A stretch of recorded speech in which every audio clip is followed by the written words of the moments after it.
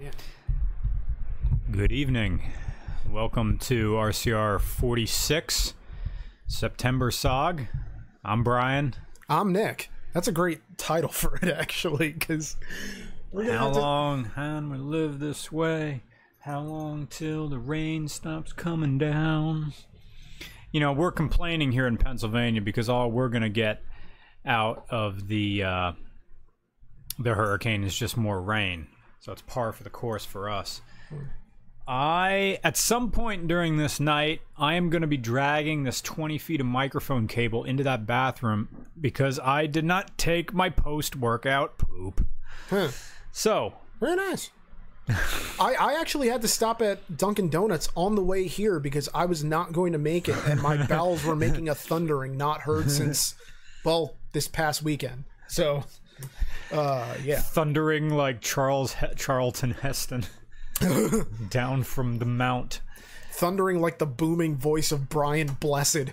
Yeah. I need to just get another window open so we can see the super chat. I think it's open. Yeah, we're doing it marathon style this time because neither of us actually have much in the way to talk about. Yeah, so we'll just talk to you. Yeah, we're going to talk to you guys, and you can keep questions coming at us, and, you know, we can just chat like old pals who have nothing else to do on a Wednesday night and who aren't, for once, like last week we were, up against football, Elon Musk on Rogan, and, you know, all sorts of other wonderful programming that Elon Blunt. Delightful. Open a new window, opening up the chat so I get another chat window, chat pillow. So yeah, come on, give me the chat. Oh, give me the chat. I switched over from Van Damme to Schwarzenegger to catch up on the old Arnold movies that I haven't seen because I've never actually seen The Running Man. Great film. Fantastic movie. Jesse the Body Ventura might actually be my favorite part of that with Captain Freedom's workout.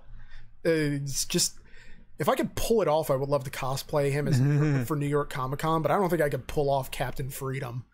But yeah, it's very much in the mold of traditional 80s action movies of it's a dystopia, and, you know, it's the far off distant future of 2017. Yeah. Oh, and it's 2017 in that movie. And so it's just completely weird in that, okay, they think that the most popular show on TV is going to be people murdering each other for contest. So, you know, which I don't think it's any less implausible than The Purge. Right. But meh. Or the new reality show, which I should have seen coming a while ago, where they pay off your student loan debt. Oh, I just read about that. Oh, I almost spilled coffee. Now I'm just getting your mic. Wrangle the mic stand or the microphone cable up over here. Oh, I fucked it up. Oh, my knee. Yeah. Oh, the little clip here that here it is. Here it is. There. By your there. Yeah. But yeah, it's one of those things where I assume it's tax free that they're paying it off. You know, like that one edition of Who Wants to Be a Millionaire where the money was tax free. But yeah, that seems like the type of idea for a game show that I could actually see getting an insane amount of applicants. Because, you know, look, people are six figures in debt. Yeah, and if the network has the scratch to actually pay off people's student loans, then you know, that'd be interesting. Well, that would be interesting. Hello from Charleston. Hello from Indianapolis, car guy. Yeah, because last time we podcast, the super chat was on. That's probably off right now. Oh, maybe it takes a while for people to come in, or maybe we're not up against anything else happening right now, are we? Well. Hello from Maryland. Hello from West Virginia. Hello, Henry. Hello. There it's Burgundy Burnouts with the first 5. Shout out to my friend 802 Garage for hitting 10,000 subs. Congratulations, 802 Garage, and me for hitting 99. Nice. Hey, you just keep at it, man. That's literally all it is. You keep plugging away. Yeah, and have have a plan, or more simply than that, simply make videos that you want to see. Because if you want to see them, like if you want to watch your own videos, you're doing something right. 802 crew is here. Scotty Kilmer versus Chris Fix. There's this one kid who made this amazing video, got on YouTube. He did an amazing Scotty Kilmer impression. The entire thing, the edit in camera style of Scotty Kilmer, the oversimplification. I mean, I'm a fan of Scotty Kilmer, but that I am not a mechanic enough to know to be able to differentiate some of the more technical things he talks about. So I defer to Bruce Henn in all things mechanical. Bruce Henn and Justin Kramer. Well, my thing is, like, how many automotive personalities are actually impressionable, like capable of being impersonated? Yeah, and for enough that people would want to watch. Yeah. Justin Porterfield, thank you, sir. I'd like to hear your guys' opinion on the much maligned Porsche 996. If you ever make it back to Portland, you're welcome to drive mine. Email already sent. Very nice. Crap. Is a 996 a version of the 911? I want to say yes. Don't know. Because I vaguely recall hearing about this in the Vault 997 was the one I drove at Harris Hill. I think 997.91. It's almost like Porsche is like Ford with their mid-year changes and stuff like that. Yeah, and changing the numbers. much maligned Porsche 996. I guess that's the one before the 997. Is that the one with help me out, guys? Is the Porsche 996 the ones with the headlights that look like fried eggs? They're all droopy and saggy. Oh, there it is. Justin Portline said 911 with the egg headlights. Yeah. I get it. Okay, now I know what the one you're talking about. And if you drive a Porsche like that, every single person who knows anything about cars, even me who knows very little about Porsches because they never were in my world, knows, oh, that's the cheap one.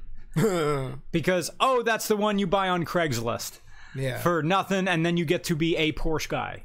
I think, and here's my thing, right now, the 996 is the autocross Porsche beater. Like, it has fallen to the level, like, there's no prestige between the 996 911 and the Porsche Boxer of the same year, or Boxster of the same year. They're the same, just sort of beater type car. That's the way I think of them. Yeah, I mean, the 996 it's the entry level in the sense that, like, if you're a white belt, you get your white belt, and now you can call yourself a martial artist. Yeah, you get the 996, now you can call yourself a Porsche because you have the 911. Yeah. Are you a Porsche person if you're driving a Boxster? Maybe not, but you are if you're driving a 914 or a what's the front engine one that everybody gets? Steph Schrader races one. Crap. It'll come to me. Bryce Tyler says, unmolested CRX on my local Craigslist for $6,000. So perfect. My first question on an unmolested Craigslist that's that cheap is, okay, see, if it were like $8,000, I'd be like, oh, that's pretty good. But because it's cheaper, I'm wondering, has the ignition barrel been punched out? Like, your first question with CRXs is, are they stolen? It just happens. Do they have that dent where people try to crowbar open the door? Oh, it's the 944. A 944. Yeah. Very good. Yeah, thank you. 944 is a cheap way to call yourself a Porsche guy. I mean, that is kind of a problem of, depending on where your area is, can determine whether or not it's a hot CRX. Right. If I found like a completely unmolested CRX in like my hometown, I would be suspicious. Yeah. Yeah. I gotta stop shortening words like that. Jeff V says, your back catalog of podcasts got me through some tedious drives and flights lately. Thanks for the insight and laughs. Hey, thanks, Jeff. Thank you. Thanks for downloading them and listening to them on a plane. That's actually... And shout out to anybody who downloaded this in the future and is on some flight somewhere. Yeah. Hopefully we'll cross each other next month when we fly to Austin, Texas. There will be a RCR meet in Austin, Texas. Third week, I think it's going to be the third Saturday in October, and it's going to be at the Onnit, and you know Onnit, ONNIT, at their offices and in their parking lot. Yeah. Harvey Gent said, I don't have any money to spare. I can't actually make my bill payments tomorrow. I'm sorry to hear that, but just wanted to ask you if you've seen and liked the RCR montage videos. You know, I saw one earlier today. I looked at one where someone made a montage of just my one-liners, and it was some of them that I forgot. Yeah, that's the thing. Earlier today, you put out a tweet asking for merch ideas. Yeah. And so many of the things that I saw were lines that I forgot from past videos, you know? Because some of my... Because I did those, like, weird shirt designs that, like, I didn't really like, but I'm like, for concept purposes, just something like this, if we can get like a designer to actually do this.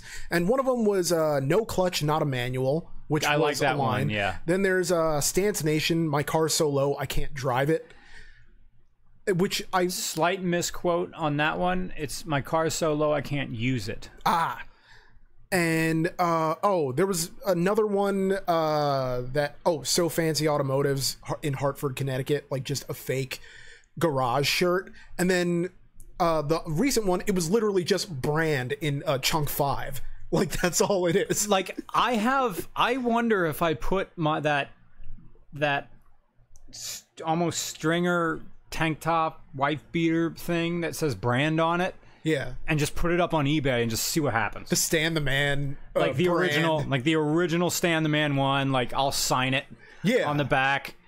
Like, just to see if that goes for more than $10 or something. And then people will stop asking you to bring him back because, hey, the tank top's gone. Tank top's gone. Well, it was a pack of 5. I had to buy a pack of 5 at Boscov's for that.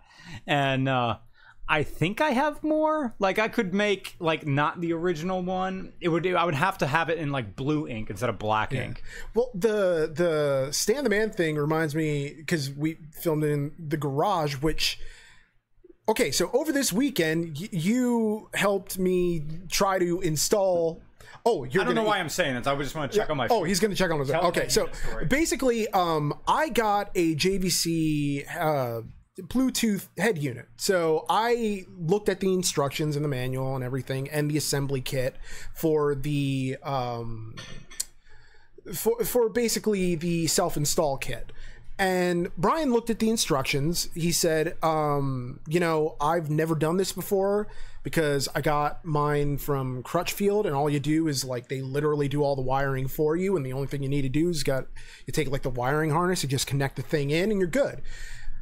Me, on the other hand, I mean, I saw the directions, and I thought, this doesn't look that hard. So let's just take out the head unit. Let me see what I'm working with the wires situation down here. And let's just, because it's Friday, like, neither of us are doing anything anyway. And so I thought this was going to be, like, maybe at most a 2 to 3 hour job. I think it was close to, like, 8 hours by the time I actually left. And it wasn't installed because... When we got the head unit out and actually looked at the wires, the colors were all wrong because on Mustangs, or at least my Mustang, it was kind of a completely, completely warped sort of... You have the mock head unit, you have the mock premium sound, and you have, like... Okay, yeah, I'm off mic. Like, when we looked in the back... Like, his Mustang, because it's the 40th anniversary, gets the premium sound, and that he has 2 drivers. This is like an 04 Mustang has 2 drivers for both subs, but they're deck subs in the back. So there's all these extra wires go into this double DIN head unit, and I'm like, I don't know what's going on here. Yeah, and what ended up happening was that I had to basically get a bunch of butt connectors from the hardware store. Like, I made a hardware store run, and then you know, as I was clipping the wires and then stripping them, I was getting them together, and basically, you know, because I looked up a diagram online for, all right, this color in the 2004 Mustang of wire goes to this one in the head unit. It's just in the aftermarket head unit, and it's very weird. And to Jacob Langston, who's saying he didn't real fart in my mic. Could have been silent but deadly. All I know is that by the time I was done and had everything clipped and in the respective wiring, it just didn't work. So I ended up having to take it to Geek Squad, and yeah, basically I comprehensively fucked the wiring. So what would have been like maybe $40 from the initial quote, they added like another extra $30 on the of labor on the charge, specifically to unfuck all the fucking that I did on the, oh, and sorry for dropping so many F-bombs on mic, but it's kind of worth it in the sense that, okay, for sound, basically the original head unit in my Mustang, it has a very sensitive volume. You know, it's, I don't know, it's almost like a clitoris. It's just, you touch it a little bit and it goes to 11. And then it's kind of, I don't know. It's, I don't want the sound at max all the time. And also the CD player gets stuck. I've had a CD in there that hasn't seen the light of day in 2 years now. There's no aux jack. So basic, oh, and the radio's like, I'm not going to listen to top 40 radio. I'm sorry. So basically I just have this giant cup and I stick it in, I'm gonna stick my phone in there. I put on a podcast, stick my phone in the cup. I get a little bit of like amplified sound, or I have this little gramophone thing that you put your phone in, and then, you know, blah, blah, blah. And you get sound. So that's how I was driving around and listening to Case File and doing all of this, you know, all the other stuff that I was trying to get used to doing. You know, I just want to enjoy listening to my podcast and my music and stuff without having to strain to hear it. But now that thing's in there, you know, I was listening to Case File all the way up here. It was delightful. I put my Spotify on shuffle, and you saw it on Instagram. Yeah. Of one of my songs came up, and it's just strange seeing, you know, like my name on the display. Did they hook up the microphone for your phone? Yes, they did. Nice. It's right there. Oh, they put it right in front? On the dash. Yeah, right in front. Nice. Or not on the tachometer, like, you know, the display. Okay, cool. And it was fantastic. They were done in an hour, maybe two. Oh, fuck them. Yeah. They were in and out. And those guys do good work. And there's a lifetime warranty on any labor if anything goes wrong. Oh, okay. So if I bring it in and something's wrong, and they can fix it without any extra like parts, because I had to I was going to pay $17 for another wiring harness because I thought that one was like bone, but they're like, turns out you didn't need to buy the wiring harness, so whatever. And I'm like, that's pretty good honesty in the sense that, you know, if they were shady, they would have just charged me the $17. Oh, you need a new one. Oh, okay. And you got all this wrong with you. But yeah, that's the saga of my head unit, and why self-install is never really self-install unless you actually have some idea of what you're doing. Did they tell you what they needed to do? No. Okay. Because I felt so impotent that whole day. I was in a lousy mood by the end of it, because while Nick was putting his head unit in, I'm right next to him with the Falcon diagnosing carburetor issues. Like, I understand carburetors. Yeah. I'm there disassembling it, cleaning it, and I'm adjusting idle, I'm adjusting my throttle valve pressure, like all mechanical stuff that I can do, but I don't know how to hook up a head unit. Yeah. It drives me nuts. And I talk to other more, you know, modern folks younger than me who know all about fuel injection, they know all about wiring, and they say they'll never touch a carburetor. And like, but I get carburetors, I understand them. And so I'm like, I understand this archaic technology right here that in some ways is super complicated, but if you know the roadmap to what a carburetor does, where there's a downdraft or side draft, you can make it work with hand tools. And I get that a head unit is also just hand tools. It's nothing but crimping and cutting and sticking together. Yeah. And I didn't figure it out. And when we thought we had it all together, we didn't even get power to it. No. And what was frustrating. Yeah. But it's almost like music in the sense that people will assume that because you know carburetors, you know everything else. Mm-hmm. And people will assume, well, because you play guitar, you must play other instruments. Like, I don't play other instruments. Like, I had a fan ask, like, what other instruments do you play? I'm like, guitar is it. And I don't even do it that well. So, frankly, it's just one of those things where there are some things that we're able to understand, but, you know, other things that we're, I guess, not. Yeah. Anyway, back to the question. Did you answer Will's? Oh, no, not yet. Will says, thanks for being... no. Thanks for being what I listen to when I fall asleep nightly. You're all invited up to Ithaca for booze and weed and whatever you want. I want to come back to Ithaca. I haven't been back there since my buddy Tom graduated from Cornell. Ithaca's a fun town. Great town for walking, too. They got one of those downtowns where it's just blocked off for cars and you just stroll around. They turned it into a square. Hippies everywhere. I say that dismissively, but let's be honest. This is Ithaca, New York. This is a little bit of Austin, Texas. You're going to like Austin. Well, are we going to have time to fuck around in Austin? Yeah. I hope we do. Proper. Yeah. Oh, it did the thing. Okay, got to go back up to where we talked about Ithaca. Yeah. So, yep. That one. Okay. Nick Velez. And don't worry if the super chats disappear in the thing. I have them all in chronological order. And do shout out if I miss one. Yeah.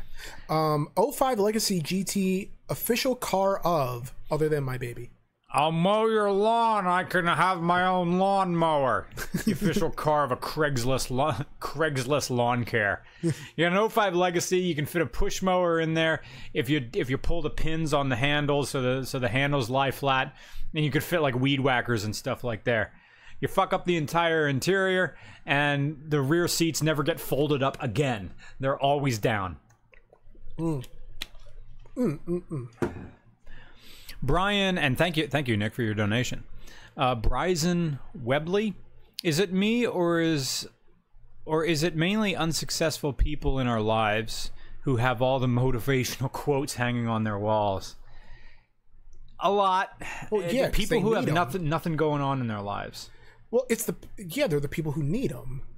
Like, it's, I mean, well, okay, here, I have stuff going on, love. But I mean, I need motivation too. Hell, I basically did a woe is me tweet last night because a mutual friend posted a picture and I saw the person that I had a thing with that it's over, I'm over it, but then all the old feelings come flooding back and suddenly you need like a pick-me-up, so you actually go looking for quotes that will sum up how you feel and help you to get back to that place where you're over it. Oh, dude, merch idea for Joey Diaz. Just a Joey Diaz doll loaded up with like a whole bunch of quotes. And you just press it and one comes out. It's like the head shakes. It's like little animatronics. Yeah.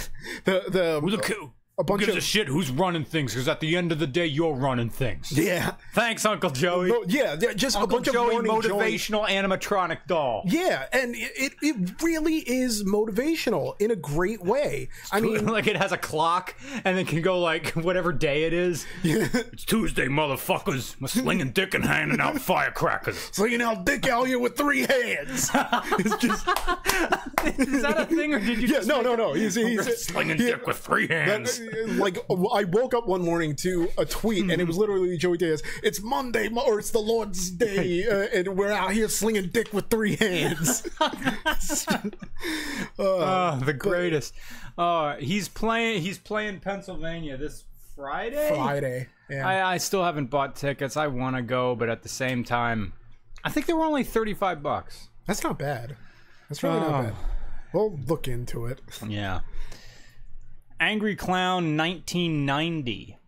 Roman, would you consider giving your take on the Ford versus Ferrari war at Lemons and the development of the GT480 in another RCR story? Okay, here's the thing about, like, okay, I have the stories planned for, like, the next 3 of these bad boys, but the reason it's kind of just, I was going through a 160-page court document last night while I was still trying to, like, it's almost as though I'm doing term papers again, in that I'm looking for sources and trying to double and triple check everything.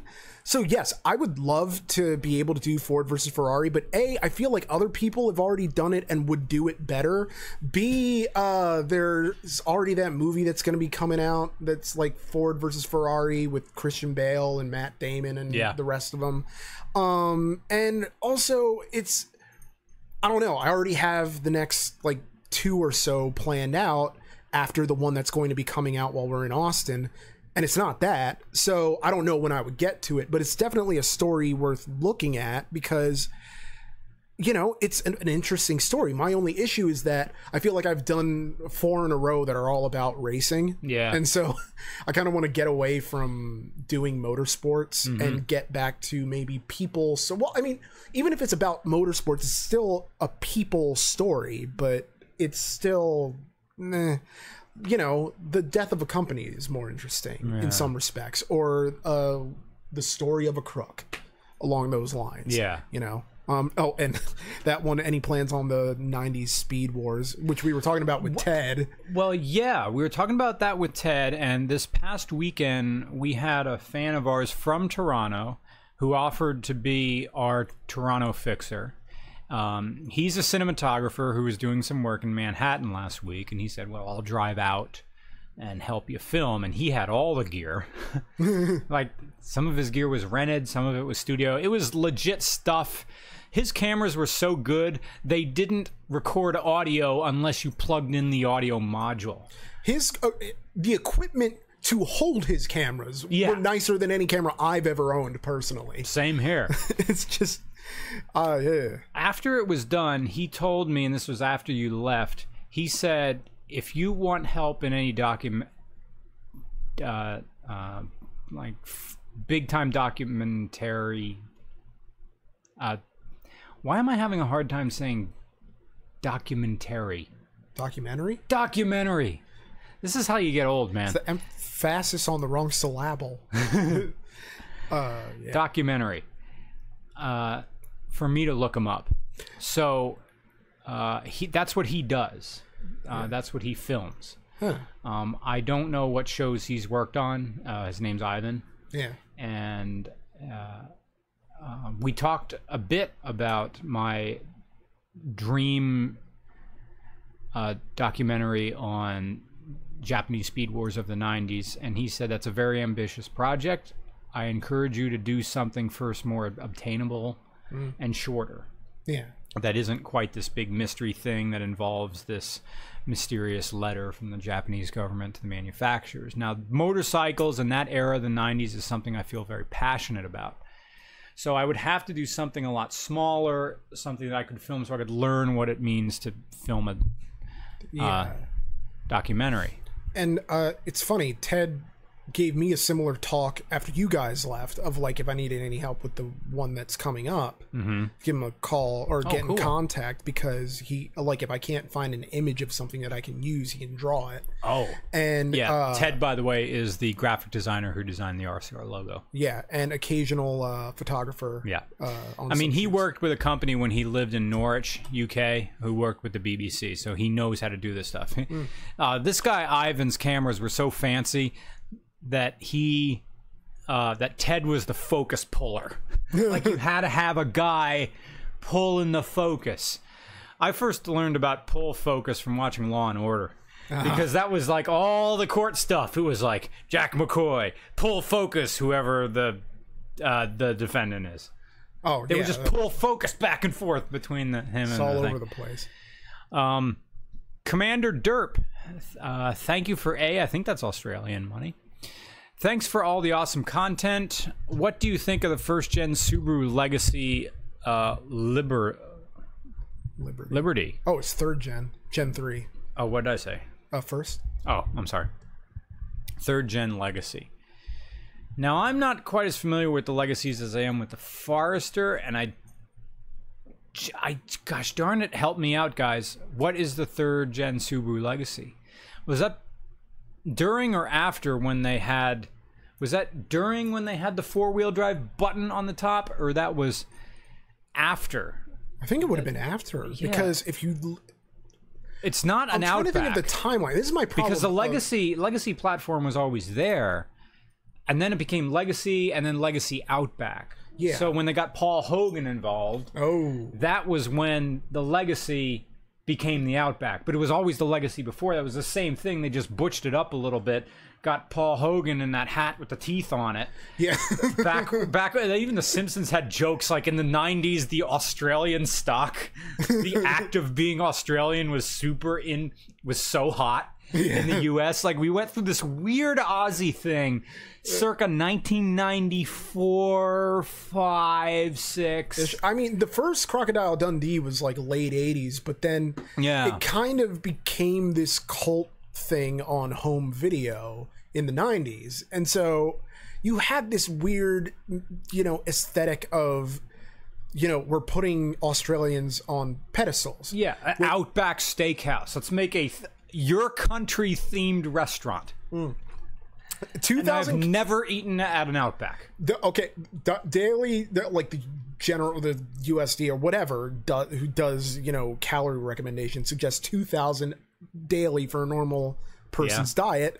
Like one bloomin' onion is like 1,500 calories. Wow. Now, granted, you're not eating that thing by yourself if you want to live past the age of like 40, but still, just the idea that they're packing that much in there. And it's weirdly enough, Family Guy actually has a pretty good joke about this of the Outback Extreme, which is just a version where it's an Outback that understands that you don't care about your health, so they don't pretend as though you do.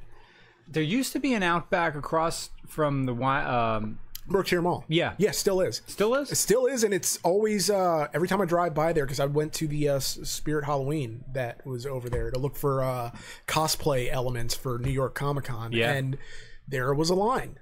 There's a line? Yes. Well, I mean, either it was a line or they were just sitting outside waiting to be seated, but either way, it's like... A line out the door. And there's A weekday or weekend? A weekend. Okay. And so, but right across the street is a Longhorn Steakhouse, and it's like the same exact menu. Yeah. Like if you've ever been to, owned by the same company? I don't know, but I've been to a Longhorn Steakhouse and an Outback, and they have the exact same menu. Really? Like right up to the type. I believe they serve like even the same type of bread as like a starter. I mean, they're all hot brown, cold yellow. Yeah. There's just find these chain restaurants next to your Holiday Inn. Franchise calories. It's just that's a good line. We should go to an Outback just to go to the bar. Yeah, it's like we go to an Outback. I am ordering some older school analog lavalier mics. Yeah. So technically, we could use a phone. We could use my phone, and like. RCR from Outback Steakhouse. We both clip on these lavaliers. Yeah. Oh wait, I only ordered one. I could only... because each one has a receiver. We'd have to share a mic. Anyway, rock you like a hurricane. Power Fink comes to you. Chinese finger lock. Greeting, Mr. Regular from the UK. Hello, UK. Sorry I can't donate. I've had all my money tied up in Talabat Alpine restorations. What is a Talabat Alpine? Talbot Alpine. Huh. Collab with Mighty Car Mods. I would like to, says Nope. There have been a number of emails between myself and Blair, who's Moog. They were generally, hey, what are you doing? Where are you? And usually they go to LA. I'll send him an email when we eventually choose to go to Australia. I may go to New Zealand. It all depends on finances and this investing thing I want to do with what money I've saved up. I may go to New Zealand to join Julia and Bryce Johnson, and I may, like, this all depends on money. This is like a baller trip for myself, and then go to Australia, like from there. Now that's another 6 hours. Yeah. From Wellington, or maybe they bounce from Wellington up to Auckland and Auckland over. I mean, I would be ka-chank, but that's in May, and like in an adult mind, it's like that's not a lot of time to save, and I have to think about paying taxes quarterly. Yeah, and that trip for me, like there's no automation paying for that. Well, and I'm thinking that's going to be an $8,000 vacation for me, and I can't. The quarterly thing, funnily enough, and this is something that I found out from my accountant, because it's more or less what I've been doing, because I'm always broke from paying last year's taxes by the time the first quarterlies come around. Really? So she said it doesn't really matter when you send them in, as long as they get it before the end of the calendar year. So I just send them my quarter of the income when I have the money, which is usually, you know, over the summer or towards the end of the year. And then I'm all settled up before the deadline even comes. That's good. Yeah. Because I was late with my first quarterly taxes, and I thought I was going to get a penalty. So I just sent my first quarterly taxes in with my second quarterly taxes and just waited to see what happened. And then I saw in my bank account statement that, oh, they've been cashed. Months go by, nothing happens. Well, okay then. Yeah. But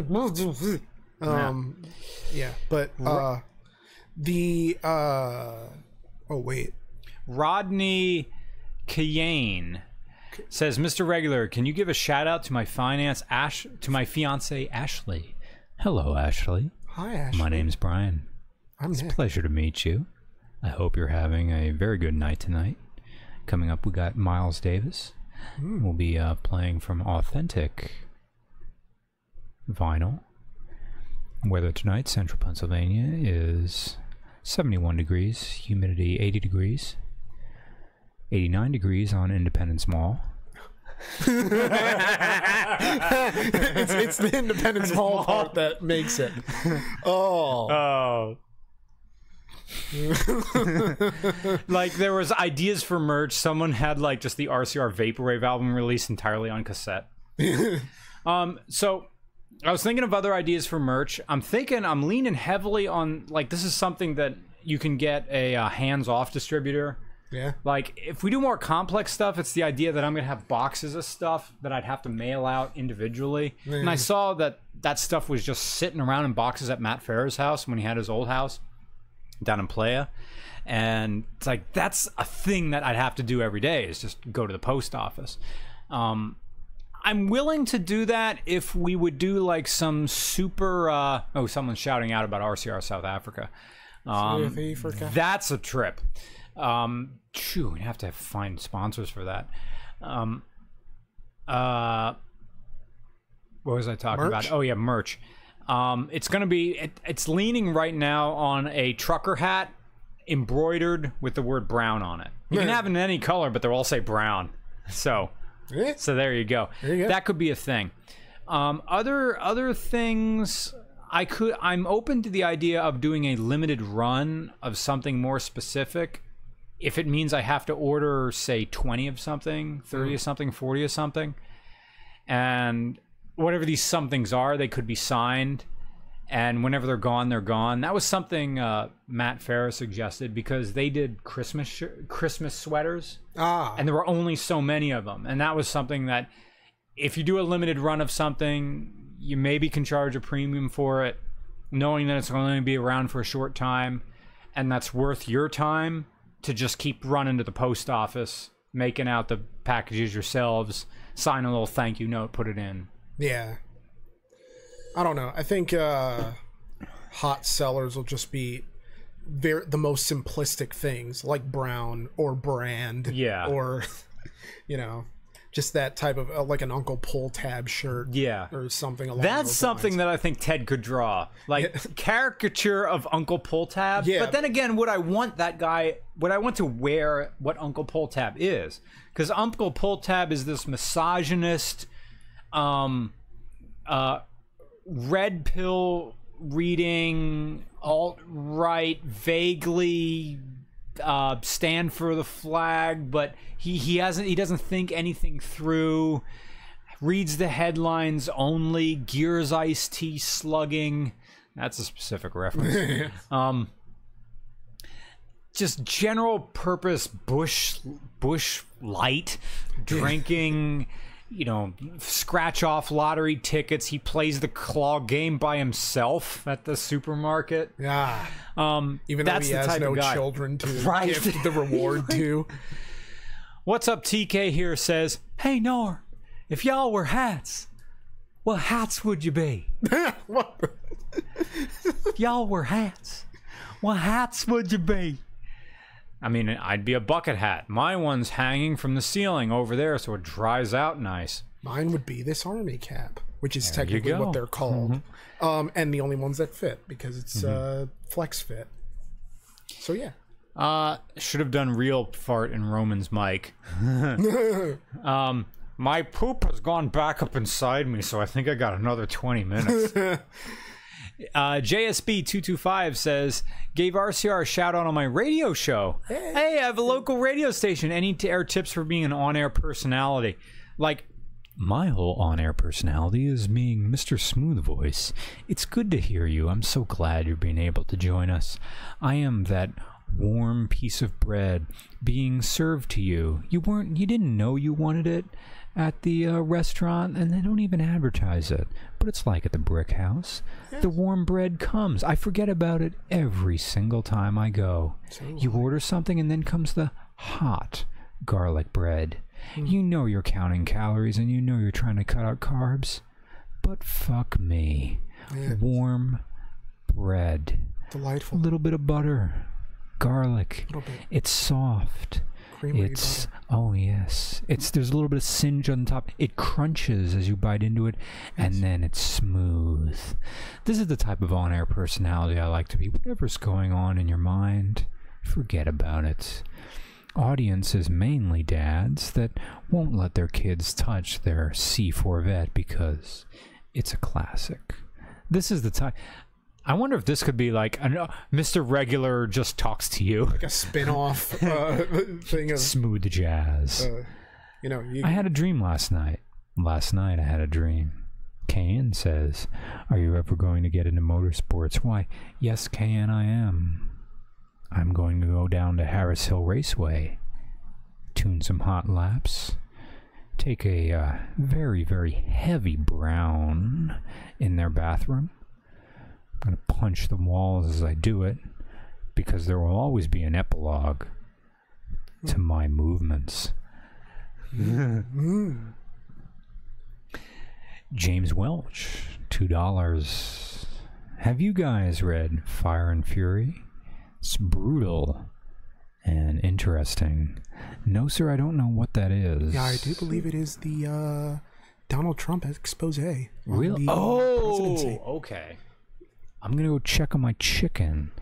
I'll be right back. I haven't read the book either, or any of the claims that it purports to make. I like to ignore that. RCR Voice Edition says Life in 453. We got questions about resto mods. Indeed. Yes. You know who else I'd listen to doing this sort of thing? Patton Oswalt. Oh yeah. Random. Oh, it's another Pennsylvanian. Jeff Goldblum. I'd like to hear Jeff Goldblum just read the local paper for a little bit. Yeah. He'd say yes, yes. He's generally mildly interested about everything. He has a new show out too.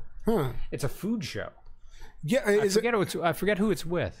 Yeah, he gets paid to be professional, or the top Reddit comment was professionally amused. Yeah, like professionally interested, I think, or something along those lines. He's just going around and doing stuff and being Jeff Goldblum. Jeff Goldblum is a man with no downvotes. He's just the perfect. I mean, how could you argue with? Yeah. Look at him. Okay, we got a question about screenwriting. That's good. I'm going to check on my food. All right. Can you Brendan. See the screen okay? Oh yeah. Thank you, Brendan Store. Thank you so much for $4.99. Oh, that sounded sarcastic, but I really do mean it. Thank you. Hey guys, I'm a 22-year-old screenwriter. Any advice from terrific writers such as yourself? Also, thanks for the channel. Got me through a breakup. Glad we could help. with the breakup. As far as screenwriting goes, I've written a few scripts, and it's funny, I actually got a rejection letter from Fox of all places. Now, granted, I was like 16 at the time, and it was this animated pilot, and I kind of sent it unsolicited before I kind of realized that you really shouldn't be sending unsolicited scripts. But it was a very nice rejection letter of, you know, this isn't what we're looking for at the time, or something along those lines. I kind of wish I'd kept it, but it got lost in the manic collection of weirdness of when you're 17 and have no sense of organization, because I've never been a very well regimented person like Brian is. So as for screenwriting itself, I think a lot of it, well, I mean, I'm not a successful screenwriter, but of the things that I've written, it's more about what you don't say, I suppose. It's less is more. You don't have to put in these deep, you know, verbose descriptions to get your point across, because the whole point is that you're trying to do your job but not take away the other person's ability to do theirs. So for instance, like when you put in parentheses underneath the person's name in the dialogue of how they're supposed to be acting, you're kind of taking the actor's ability to interpret that dialogue away from them, in much the same way that when you try to direct the camera through your words, you're sort of undermining the director.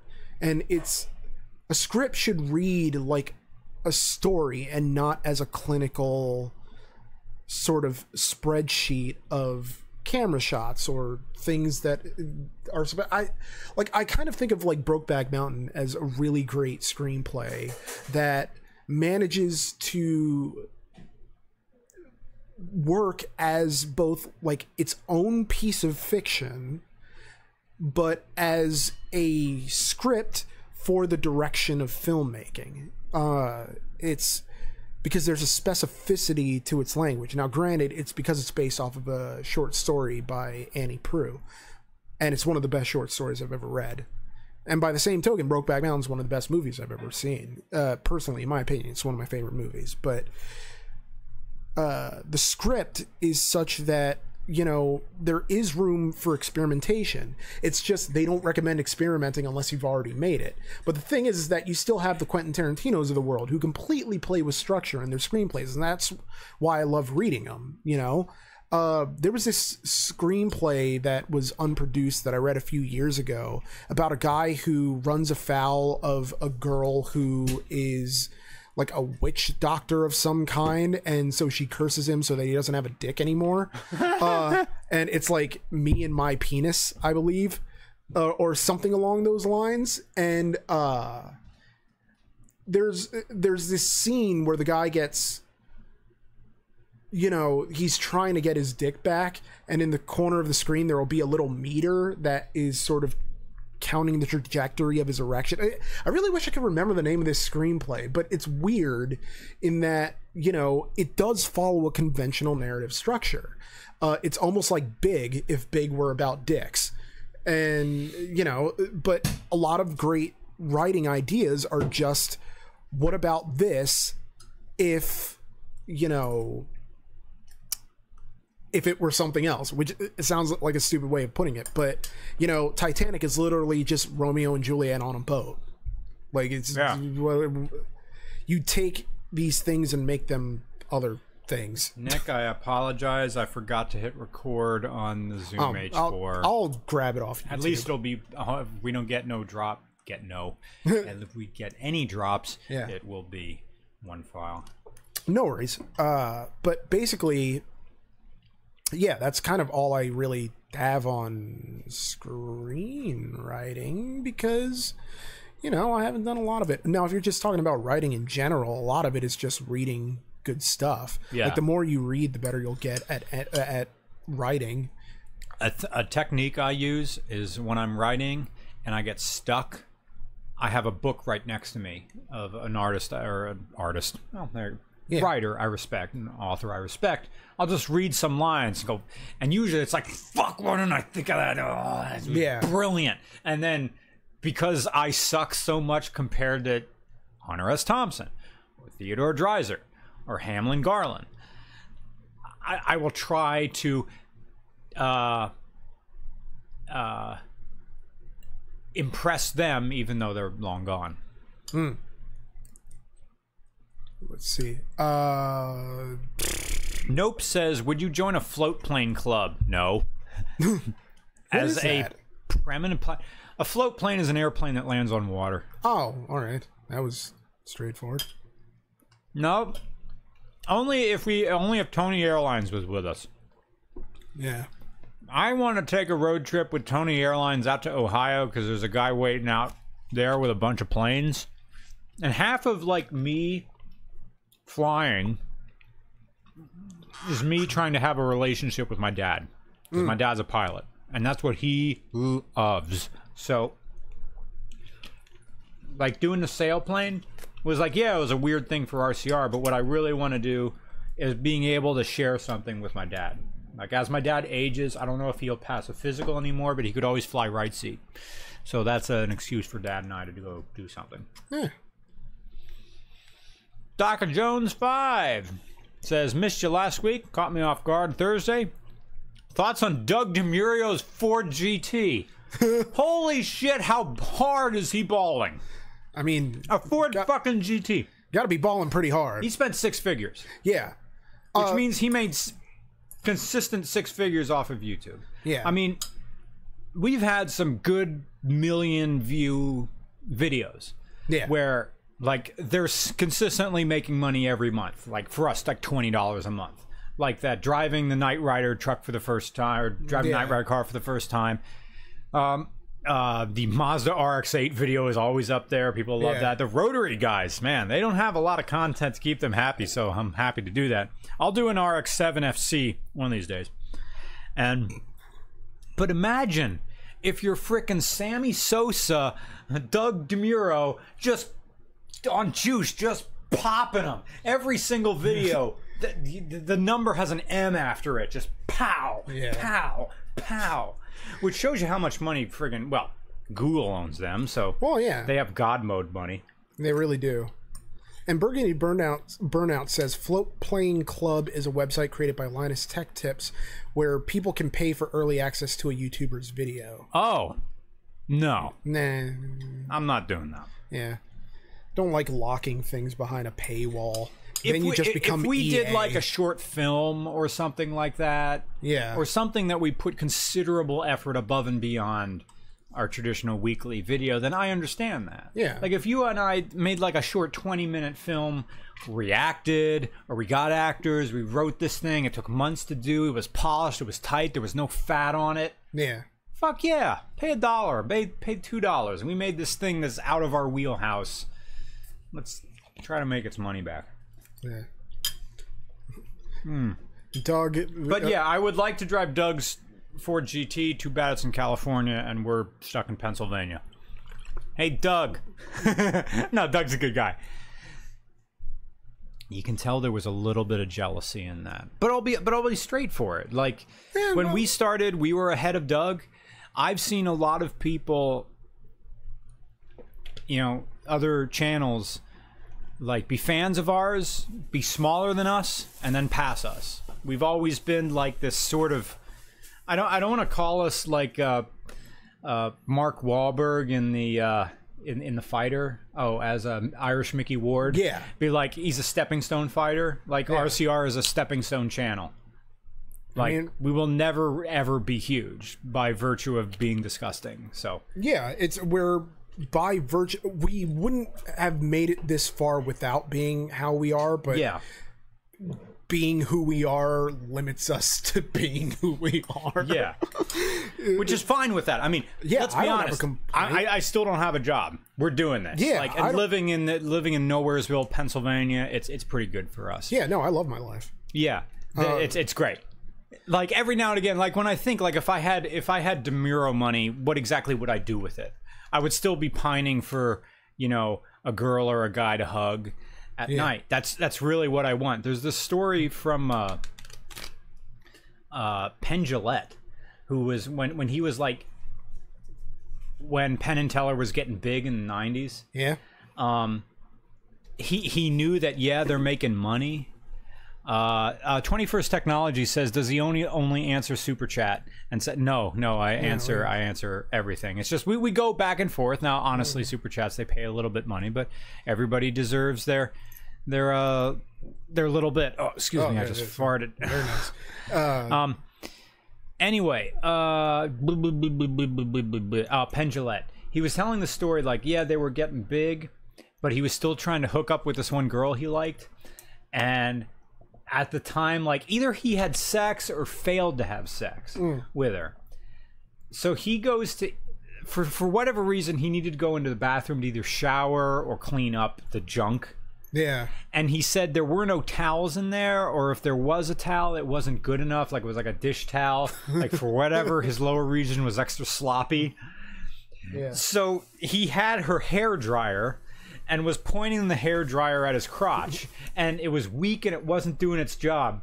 So he kind of tried to lower his dick into the hair dryer, like closer and closer, and then burned his. It was one of those hair dryers that had like the extra cone on the end of it. Oh, like a fancy one. But he says, I burned my dick dropping it into a hair dryer, and it was like this transcendent moment. Like, I'm a famous musician and I just burned my dick in a hair dryer. What does that have to do with me? I don't know. I guess it's me, like, knowing at the same time, like, I guess we're successful YouTubers, but I still jack off to girls I knew. Oh yeah, absolutely. I mean, I was on the phone today with my best friend Letty, who is the woman who I invented the term Summit Girl for, and I was explaining to her about this other woman who I was into, who I saw a photo of in my feed tagged, and how that basically like sent me in this downward spiral last night of just self-loathing. And I really wish that like my gym were 24 hours so that I could go sweat this out, because I think part of it is there's so much healing in spite, you know, of just, I wanted to feel better, because I feel like the old adage is that everybody has their person and everybody finds their person. And I was pretty sure that like I found my person and I basically, you know, blew it up. And now it's that point where I don't know if I'm ever going to find something like that again, but in a broader abstract sense of wondering whether I even deserve to. You know, but then realizing that you have to allow yourself the freedom to believe in the things that you deserve, whether or not you ever actually end up finding them. You know, you got to believe that it's something that can happen for you. And I don't even like, fuck it.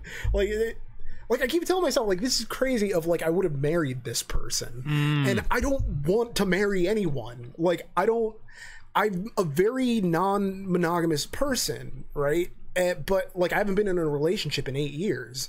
But it's like, you know, at some point you miss belonging to somebody.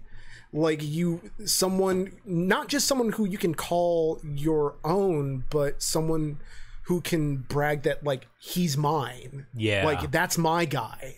Yeah. And don't you talk to my, like, it's just my last girlfriend who's married now. Great for her. Was that in college? Yeah. In grad school. Actually, when I first met you. Yeah. And we went out to dinner together, like you, me, and her at the bistro. Bistro? Chef Allen's. Oh, yeah, we got beers there once, but granted, like, you had to pop off pretty soon. But it was weird in that, like, if she found out what I was doing now, she would never stop laughing. Just because I didn't have a car then, and that was like a huge sticking point for her, because like I was broke, I had no money. She's like, you don't even have a car, and she was like, you can't even like sing and blah blah blah blah blah. It's like, well, look at these nuts right now.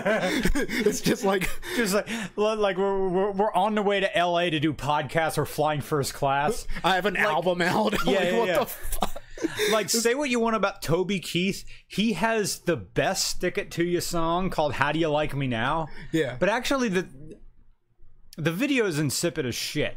But he kind of like owns up that he's like, I was an asshole, but how do you like me now?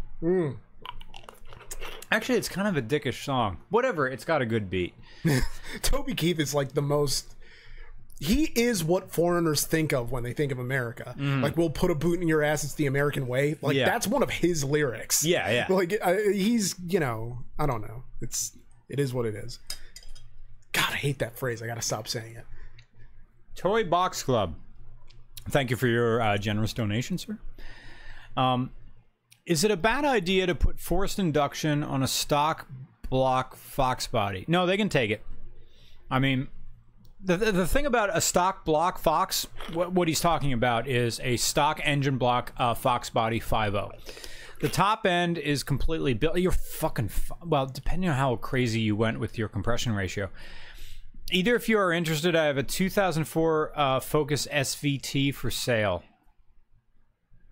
That's interesting, because that's a fun fucking car. 2004 Focus SVT for sale. 2050 OBO. Shit. That takes 93 octane, though. It's near Pittsburgh. That's a fun car. Dude, Toy Box Club. Look up my friend Justin Lose. I think his Twitter name is Mannix or something like that. He buys dumb stuff. See, my garage is full. It's a 2-car garage. Falcon on one side, Subaru on the other, and a motorcycle shoved in the back. That's what I got. I got no room for more cars. Although I still have to buy a freaking beater for Retreat from Moscow, but that's not until like January. So whatever. That's a fun car, man. An 04 Focus SVT. Well, what's wrong with it that you're willing to part for it for $2,500 or best offer, which means I'll give you $1,009. Is it a bad idea to put forced induction on a stock block Fox body? The top end is completely rebuilt. Well, what do you mean by the top end? Like, did you replace the cylinder heads, or is it just like, did you go as far to lap the valves so they seat correctly? Are we talking about a regular cylinder heads, or are we talking like GT40 heads, or are we talking trick flow heads? If it's just stock, like, okay, you could probably get away with a Pro Charger pushing like 5 pounds.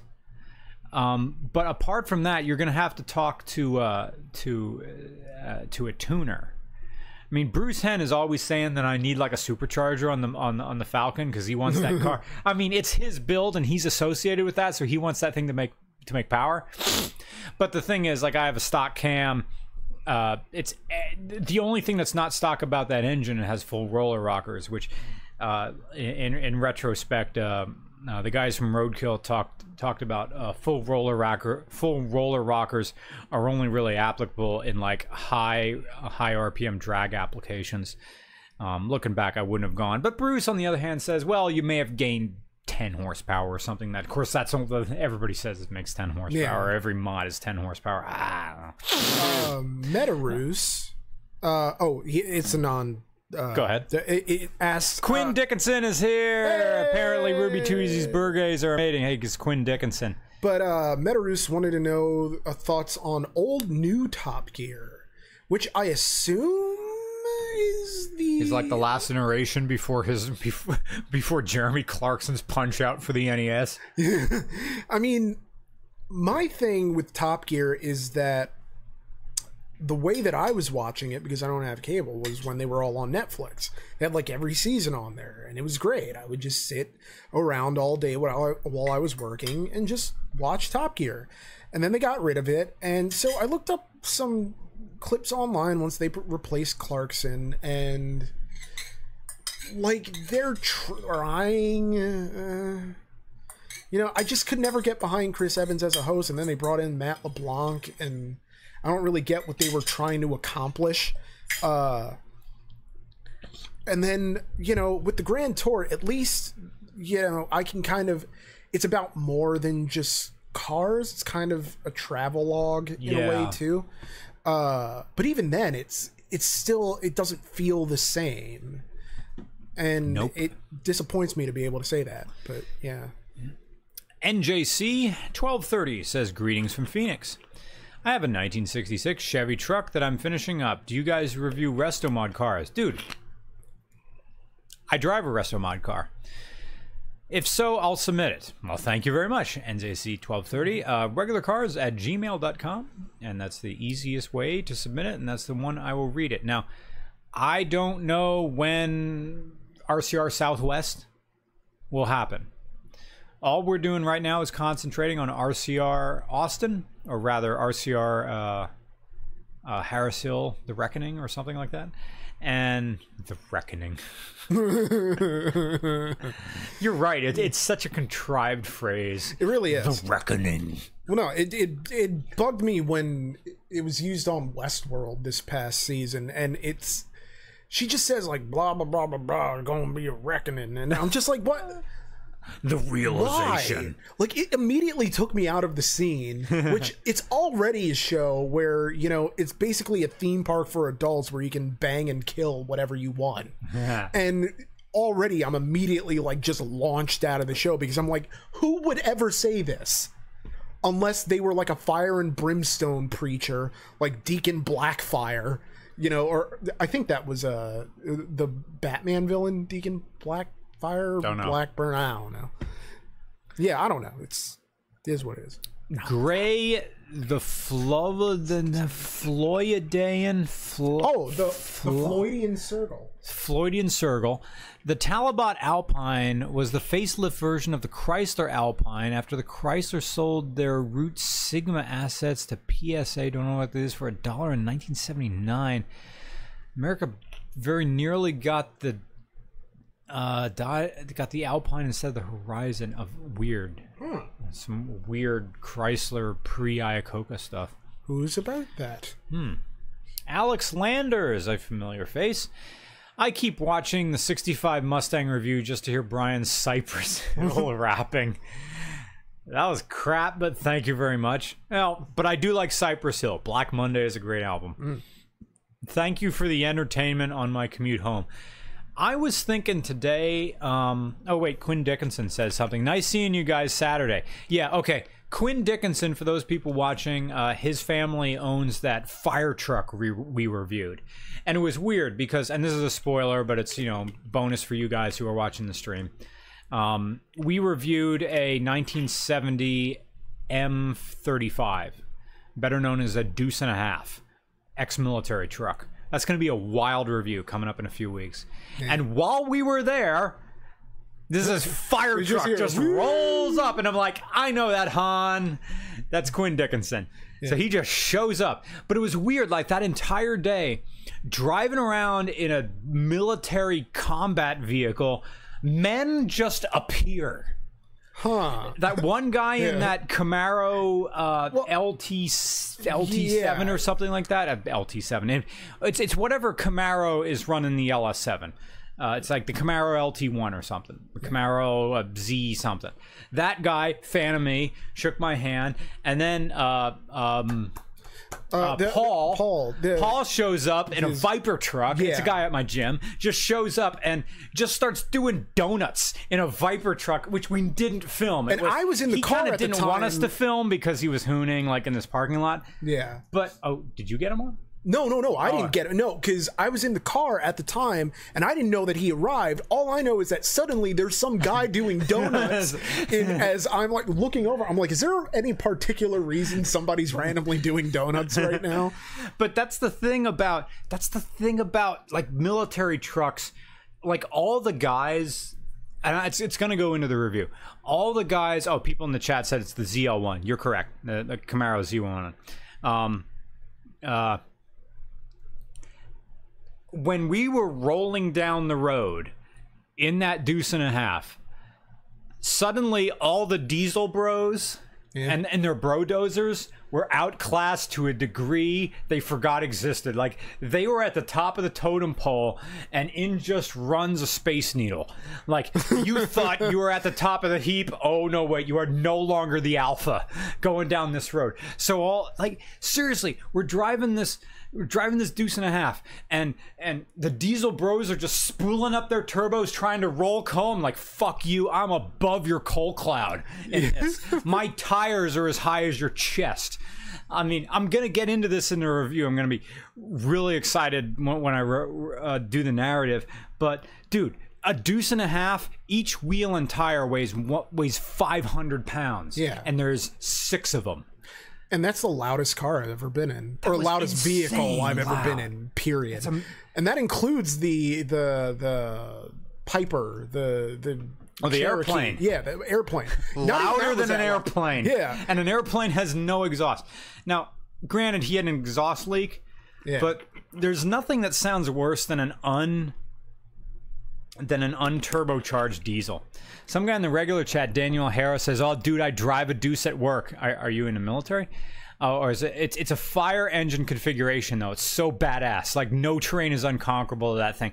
Yeah, like a deuce and a half likes to go 40 miles an hour. Yeah, that's its speed it likes to go. But it will go 40 miles an hour over any terrain. Yeah. I wish we could have taken this in the field next to the racquetball club and just see this thing.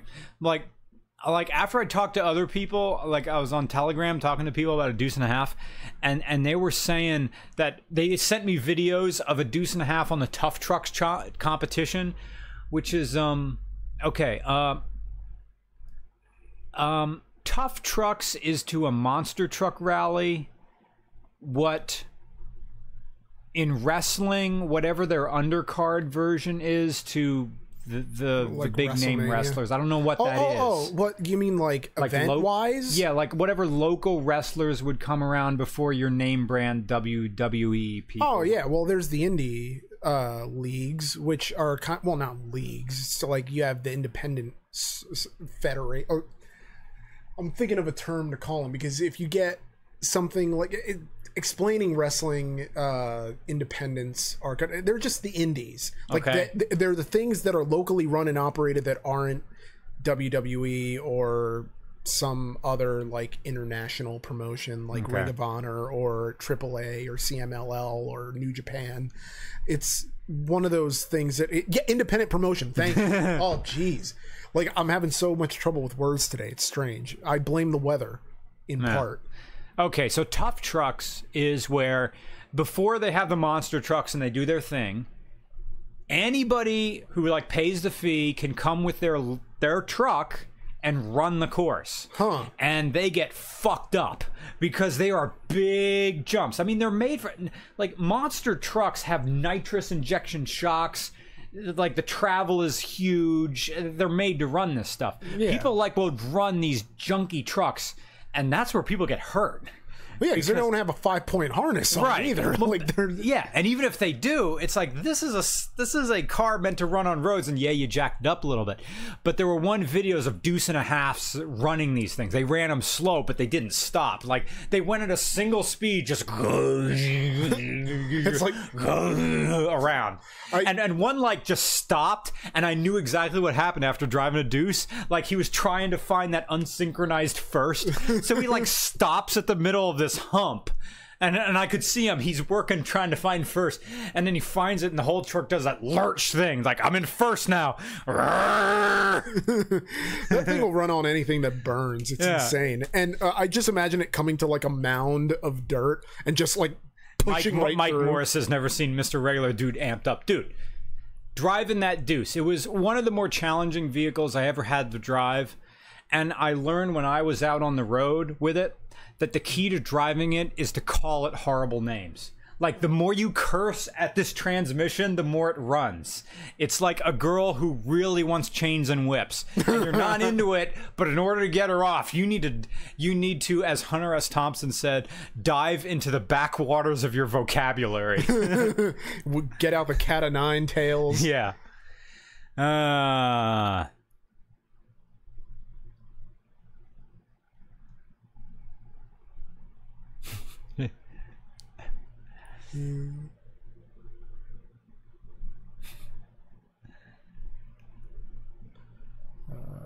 gotta go back. So sorry for the dead air here. Regular AMSMR. Yeah, there was the big thing where I went on that. Connor Nygaard, thank you for $20. Thank you. Thanks to the both of you for all the videos and good times over the years. This will be the last podcast I watch for a while as I ship to Air Force BMT on Tuesday. Oh. Also looking forward to more Volvo reviews. You made it farther than I did, Connor. I was going to be in the Air Force as well. I made it far as the MEPS. I did that fun little duck walk thing. I went to that crappy hotel. I ate their plastic eggs for breakfast. And I was ready. I was ready, man. I was ready to go into the Air Force. Because I already had my degree. Like, I was going to go into the Air Force with a master's degree because I'm like, fuck, I can't get a job. And I'm like, well, I'll fulfill my family legacy of every first male going into the service. And I was ready, and I think I would have done like okay because at that point I was past 30. So I knew that the whole basic military training was all a big show and it was all just going to be WrestleMania at that point. Like, yeah, the drill instructor is going to yell at you, but he doesn't mean it. Yeah. Like, I imagine like being that at age 18 would fuck my mind up. Like to think, this guy's angry at me, what did I do? But now that I know that it's all this song and dance, and then just go with it, you'll be fine. Just do whatever he says, and just as long as you get up on time, you'll be fine. Yeah. But hey, man, you're going into the Air Force, and as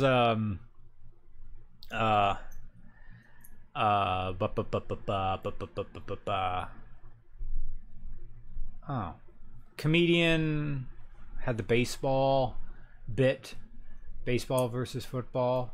Crap, why can't I remember this? George Carlin. There we go. There, he says because George Carlin was in the Air Force, and he says Air Force is like the country club. You're the nerds of the military.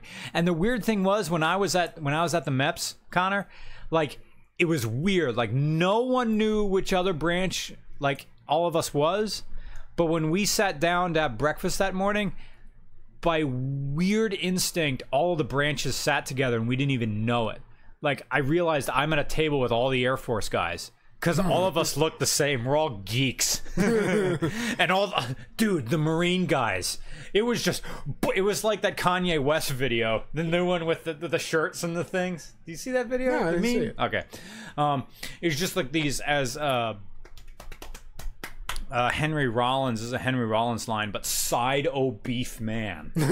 Just boom, boom, boom, boom, boom, boom, boom.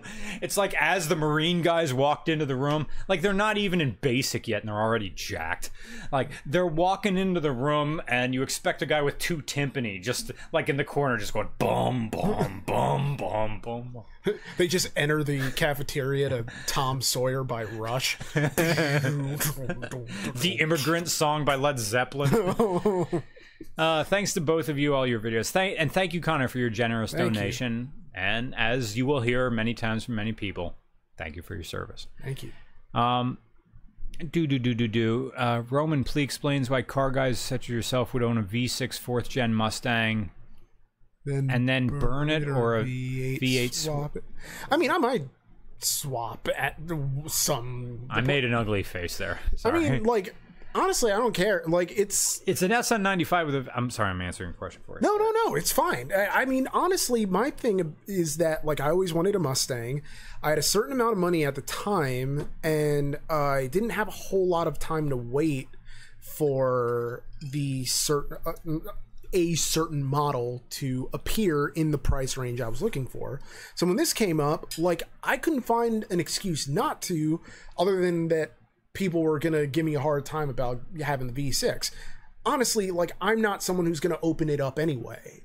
You know, I know, whatever, sacrilege, great. But even with the original Mustangs, they made way more inline sixes than they made Windsor blocks. Yeah. Those are what that engine, like the Power Master 206, is what kept the lights on at Ford. Yeah.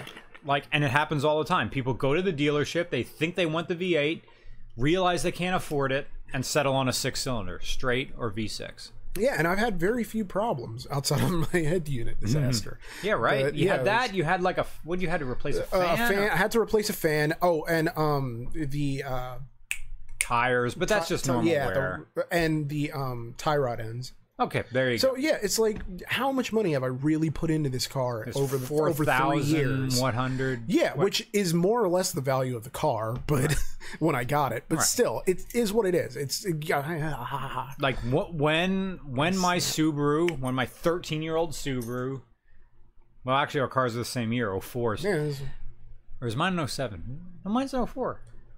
I get the year and the generations confused. Yeah, mine's an 04. Like, when it stops running, I'm done with it. Like, that's it. And I'll go buy something else in a similar price range. I think you should buy the GT, though. Like, whenever Goldie goes away, like, ditch the SN95. Like, my car advice to you is find an S127. I don't know what V6 they used in the S127. If it's the Duratec... If it's a 24-valve Duratec, that would be a good V6. And if it's not... The S127 was still running the modular, but I think at that point it was the 3-valve instead of the 2-valve. So they are just going to keep going down in price. Yeah. And you play your cards right, you could probably find a really nice... Like, don't get a convertible. Just get a hard top. In Pennsylvania, you can't. 2008... Ford Mustang GT with an automatic with the modular V8, you'd probably get the exact same mileage that you do with the Essex V6 that you have in yours. And just pray that it's not used in like a movie and suddenly takes a huge bump in popularity to where an S127 is going to be used in a movie or something? No. Like, just hope. Or is it S197? That I need to hope that it's not used in a movie so that the value doesn't jump and become unaffordable, or kind of like Fast and the Furious with the Supra. Cactus Catastrophe, thank you, sir, for your generous donation. Hey guys, Nick is Nick. It's a question for Nick. All right. I'm gonna get more food while you nice. All right, Nick. It's amazing how much my life correlates with yours in the romance department, given my recent breakup. I find myself reading your tweets and feeling them resonate very well with me. Well, I'm glad that you feel that way. It's kind of hard to put into words necessarily what I'm feeling, and when I finally get it out, I almost feel like I have to share it, because it helps clear my mind out, but it's also that search for kinship with other people who might be feeling the same way. It's like with my winter journal, it's that idea that even though you get your heart broken, now the thing that I don't know, it's not even like the thing, long story short is, it doesn't matter whether the feelings that you had and the connection that you had lasted, months, weeks, or years. It doesn't really matter if it felt real to you. But at the end of the day, when you get your heart broken, whether it's your fault, theirs, mutually at fault, you're going to be okay. It's just going to take time. And it's a cliche because, time does heal all wounds. You put distance between yourself and the thing that happens, and you're going to feel better off for it. Maybe you're going to be stronger for what happens. Honestly, what's funny is that the person that I was so upset about, I was upset about somebody else like 3 months earlier, thinking this is it. Like, I have blown it and I'm not going to find someone else like this again. And then 3 months later, this person walks into my life, and suddenly, basically, you never know what life has in store for you, like what's going to be right around the corner. I'm going to miss the person all the time, but that's not, it's not for me to,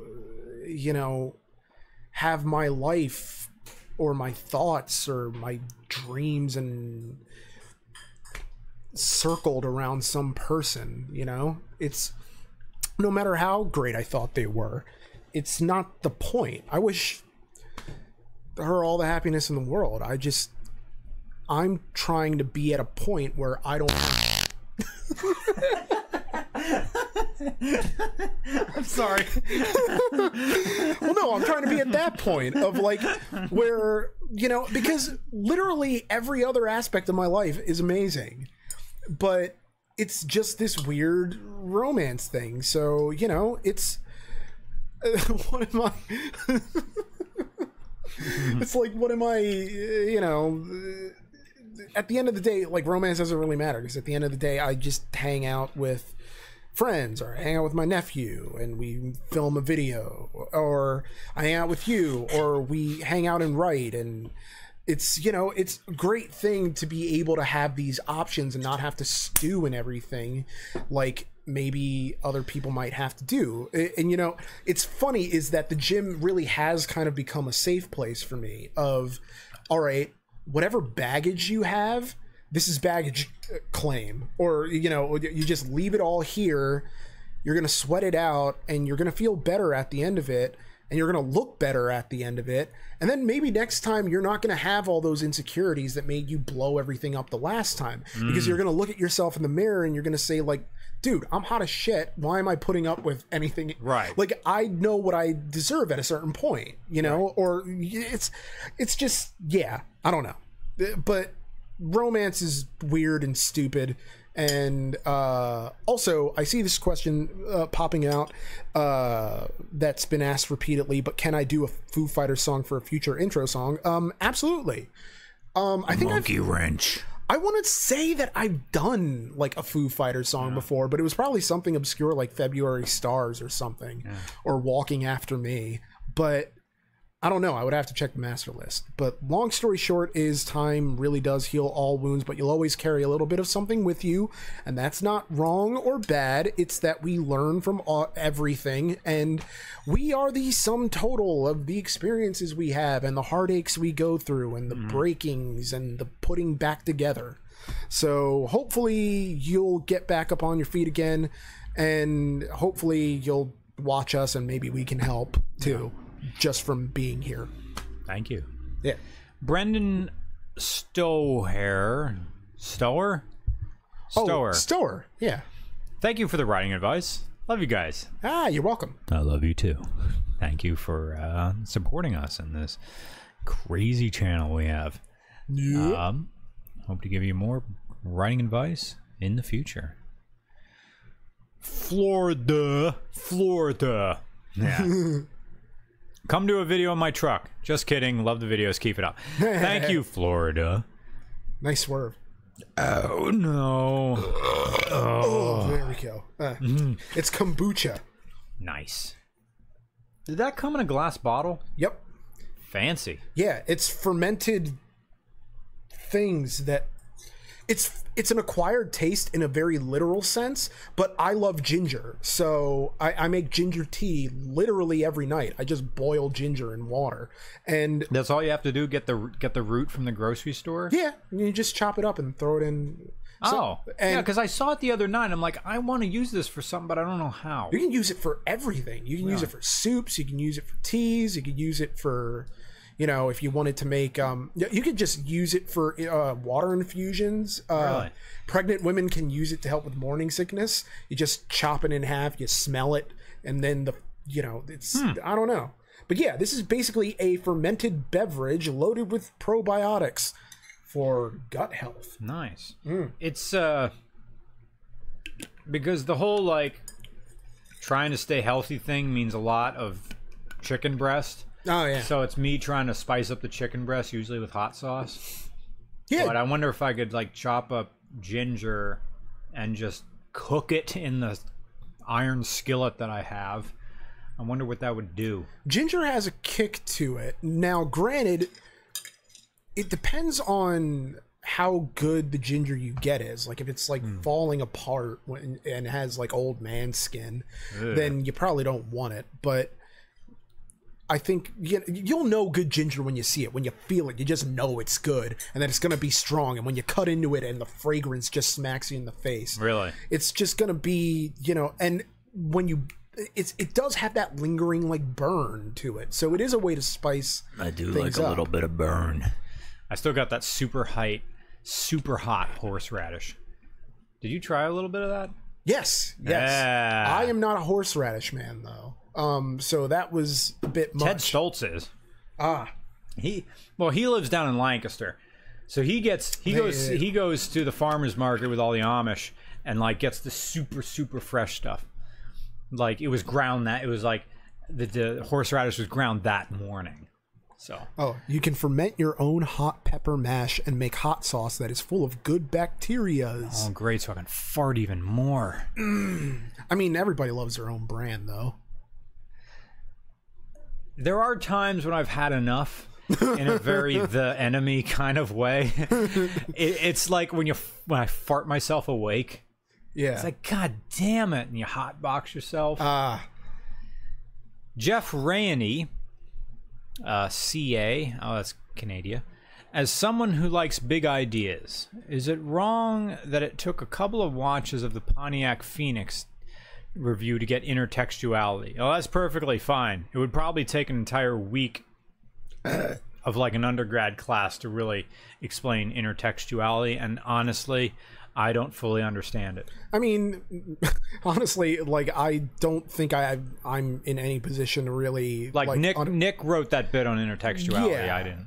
I just read it. The thing of it is that I was kind of thinking of different approaches that are based on the idea that everything comes from something else. That's a basic.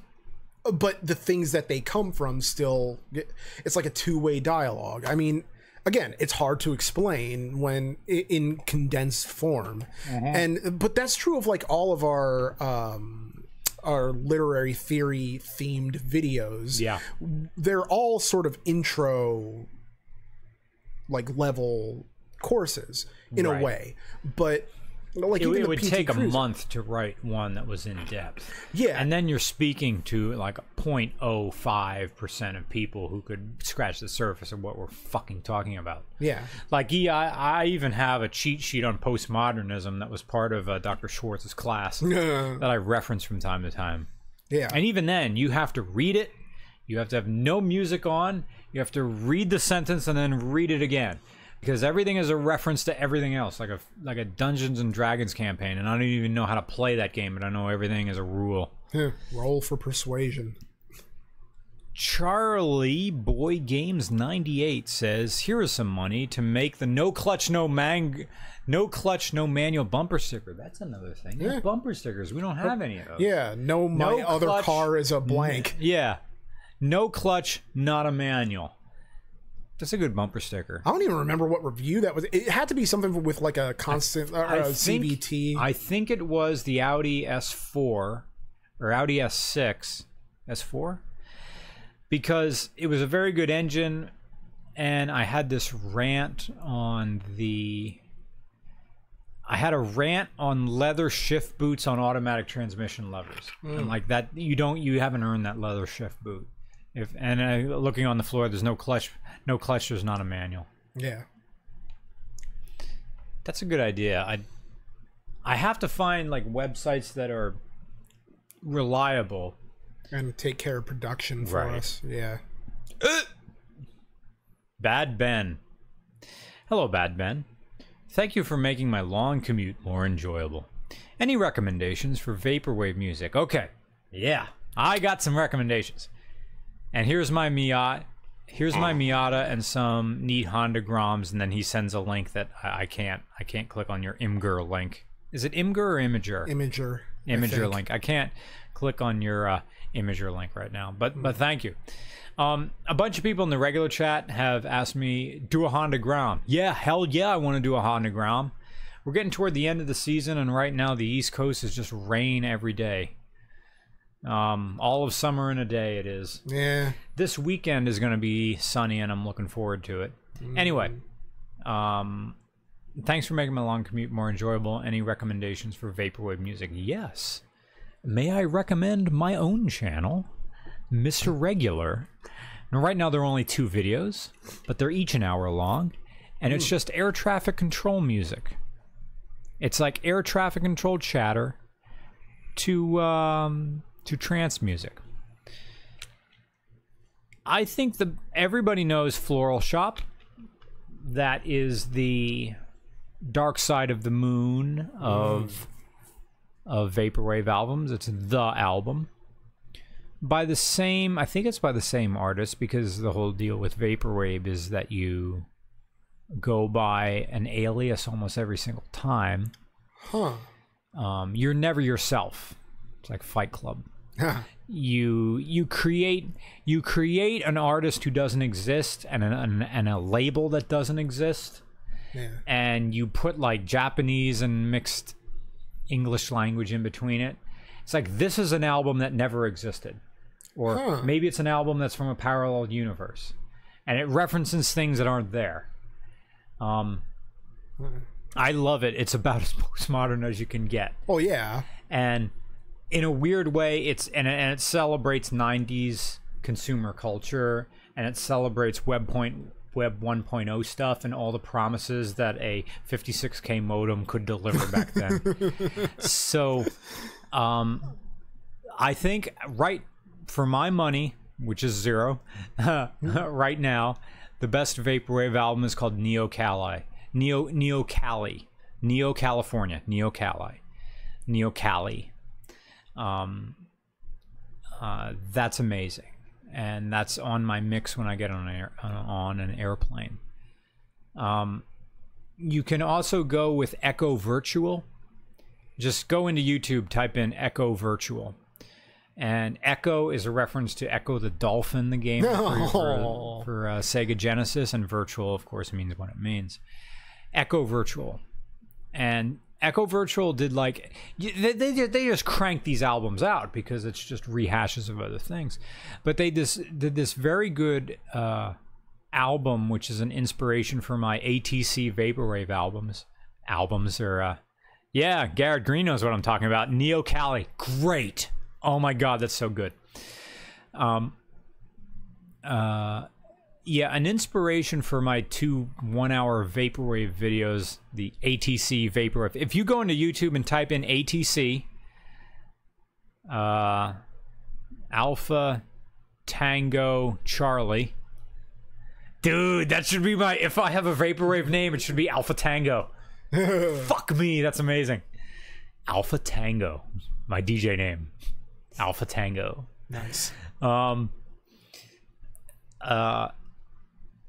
ATC Vaporwave is my stuff, and I had a little bit too much of the scotch. Have a little bit more still. What was that? What the heck was I talking about? The Vaporwave. Just the recommendations. But like the ATC. Okay, I know that. Yeah, I have no idea. Oh, man. Yeah. So, I'm sorry. An inspiration for me was the same artist who did Neo Cali, but they... Oh, I'm sorry. Completely different artist. I'm sorry. Who did Echo Virtual, and they had this album called Atmospheres. Yeah. Which is made to feel like Weather Channel music, but without using Weather Channel music. Huh. At one point in one of these RCR and one of the Brian and U's, I started playing Weather Channel music from like '86. There's a website that just catalogs all the Weather Channel bumpers. Whoever did this, thank you. You're an American hero. Yeah. Who just had the Weather Channel bumper musics going back to like 80, whenever they started. I'm like, how the hell did you get these tracks? So I started playing in the background and just doing the really soothing voice. I got flagged for a copyright violation. Now, it didn't hurt the channel, but it's just that, like, flagged that one video. I'm like, crap. Yeah. Anyway, so that's my recommendation for you. Bad Ben, Neo Cali, and also Echo Virtual. We may have to get out the sign here pretty soon. What are your guys' thoughts on vaping? Lucas Draw says, whoops. What are our thoughts on vaping? I mean, they're better than cigarettes, but not if you... Look, if you're doing it to get an extra cigarette break from work, yeah, stick it to the man. But the thing is, it doesn't make you look edgy. It doesn't make you look sophisticated in a noir type of way. and it makes you look like you're sucking on a garage door opener. It makes you look the way that a movie from the 80s about a dystopian future would think that an asshole from that future would look like. Like, if just you've got this, you know, what is Where's my garage door opener? Yeah. Right back. I mean, I kind of wish that I had enough of a... Like, I have no dog in the vaping fight. Like, I wish I cared enough at all to have an opinion about it. I kind of feel like, you know, Robin Gibb in the Barry Gibb talk show right now. I'm gonna do an Instagram post right now. Loading up Instagram. Hey, I have a mechanical pencil right here. Very nice.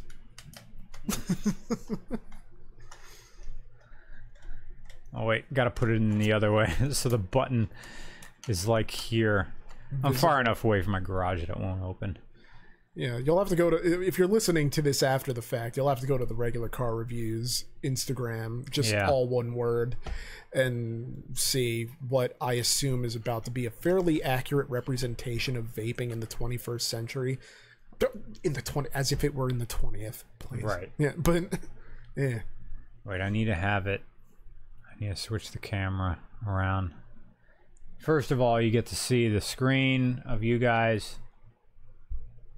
Oh wait, but now I gotta flip the thing again. So the button appears here. So I gotta press the transmit button in so the light lights up. That's some fine vaping. There we go. Took my picture for the Instagram. Get on the gram. VAPIN apostrophe. There we go. Go to my Instagram. It's regularcars@gmail.com. You also get to see my weird embroidery picture that's in the background over there that you never get to see in these videos. Vaping. All right, moving on. Let's see. Swinging up to 10 o'clock. I think I'm going to get that sign out. Ooh, excuse me. Says Armadillos for Life. Thank you very much for your donation for Armadillos for Life. Gray, the Sergal, says, time for bed. Look forward to the next video. You're probably well in bed by the time I got to this, but so be it. Yes. Now it's going to do the flip down. And there it goes. Now we got to go back up to figure.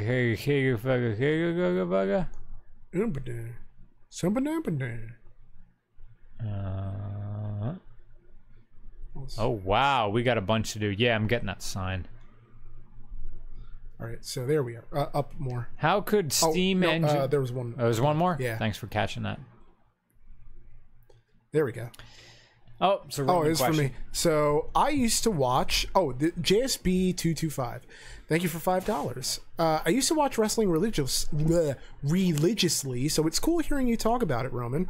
What do you think of Chris Jericho? I honestly do believe he has a case for greatest of all time, which I know he says that to promote himself, but I think if you factor in longevity, match quality, success in various different promotions and territories, the way he's able to constantly reinvent himself, and just the sheer amount of things that he's been able to do both inside and outside wrestling, you know, best-selling author, actual rock star, to a certain degree, you know, he's on a level, like, he's world class, you know, and he's one of my favorite guys to ever do it. Now, granted, you know, I do feel that I think some of it is that he works a style that is able to transition to any period. So when he was in the Attitude Era, he could easily work that main event style. But now that he's in New Japan, he can kind of work their more aggressive impactful style. Maybe not to the degree of an Okada or a Naito, but he can still do that kind of match.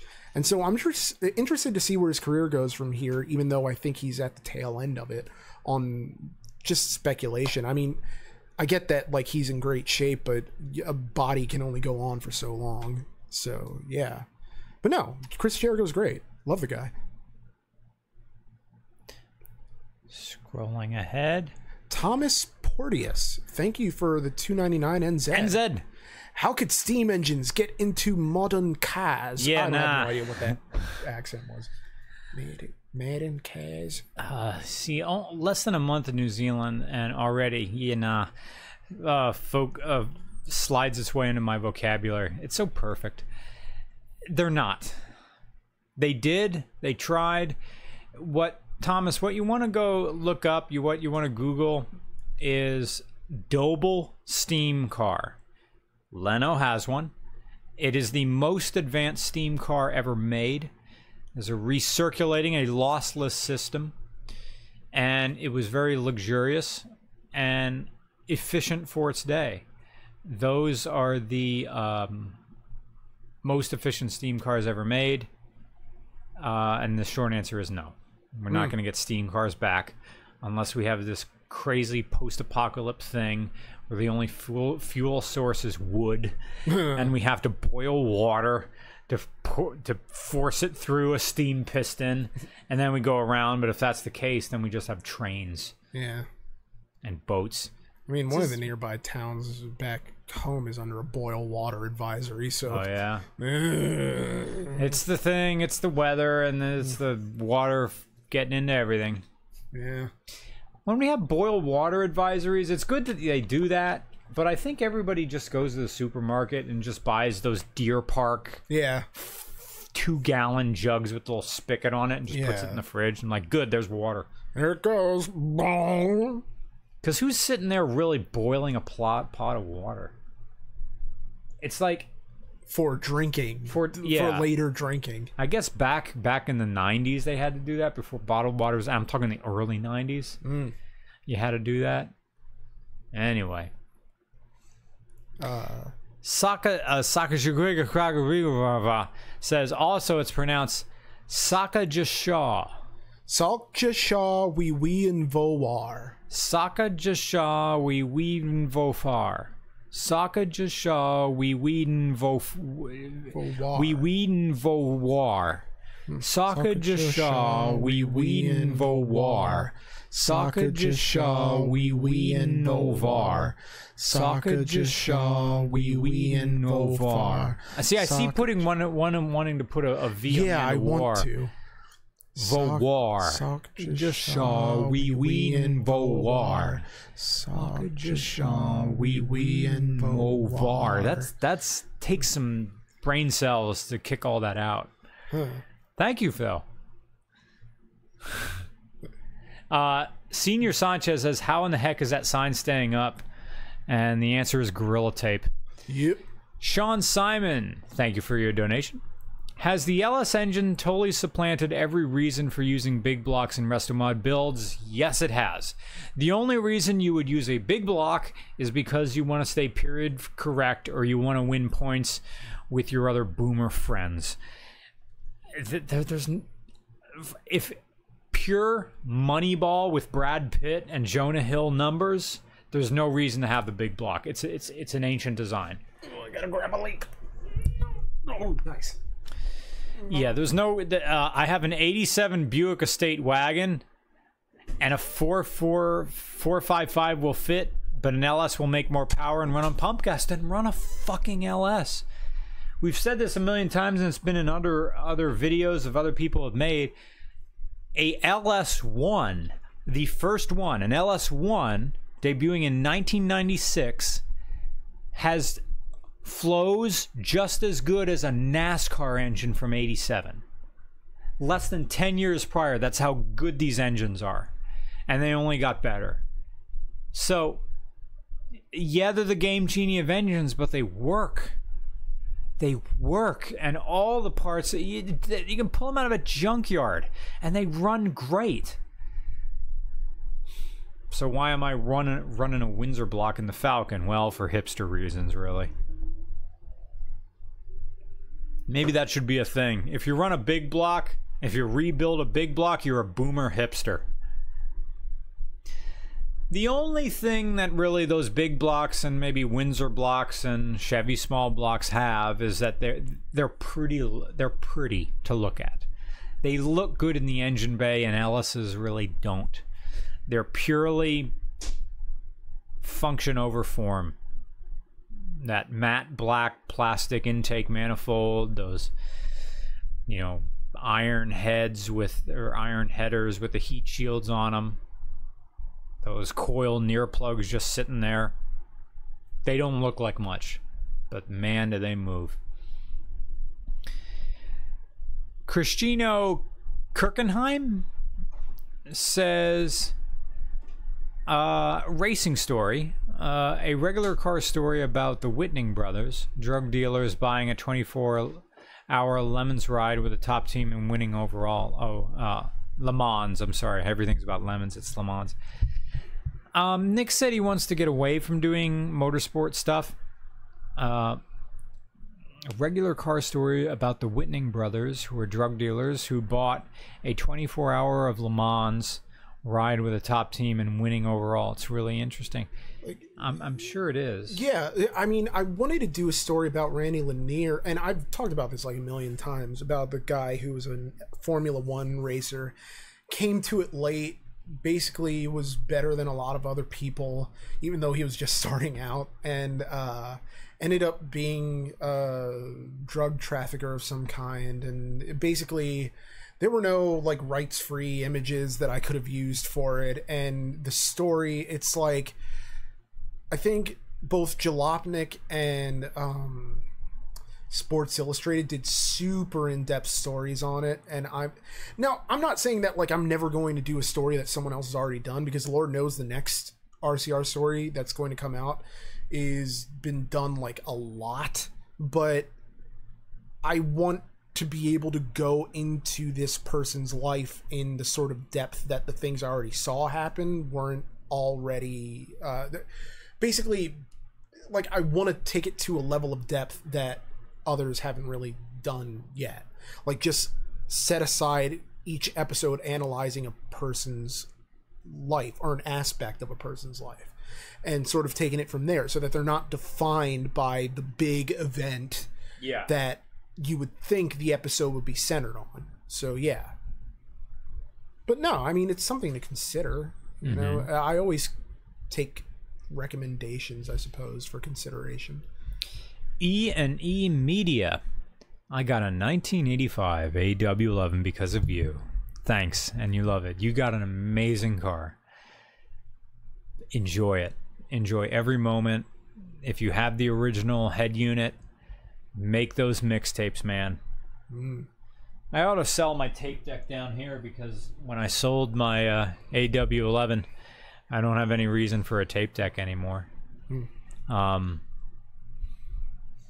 Just call it a new Edge already, says Sharon Doan. Yeah, he's referencing Roman's Mustang. Yes, it's a new Edge, but it still is an SN95. It's an SN95 new Edge. They're the same. Anyway, you know, Ford guys know.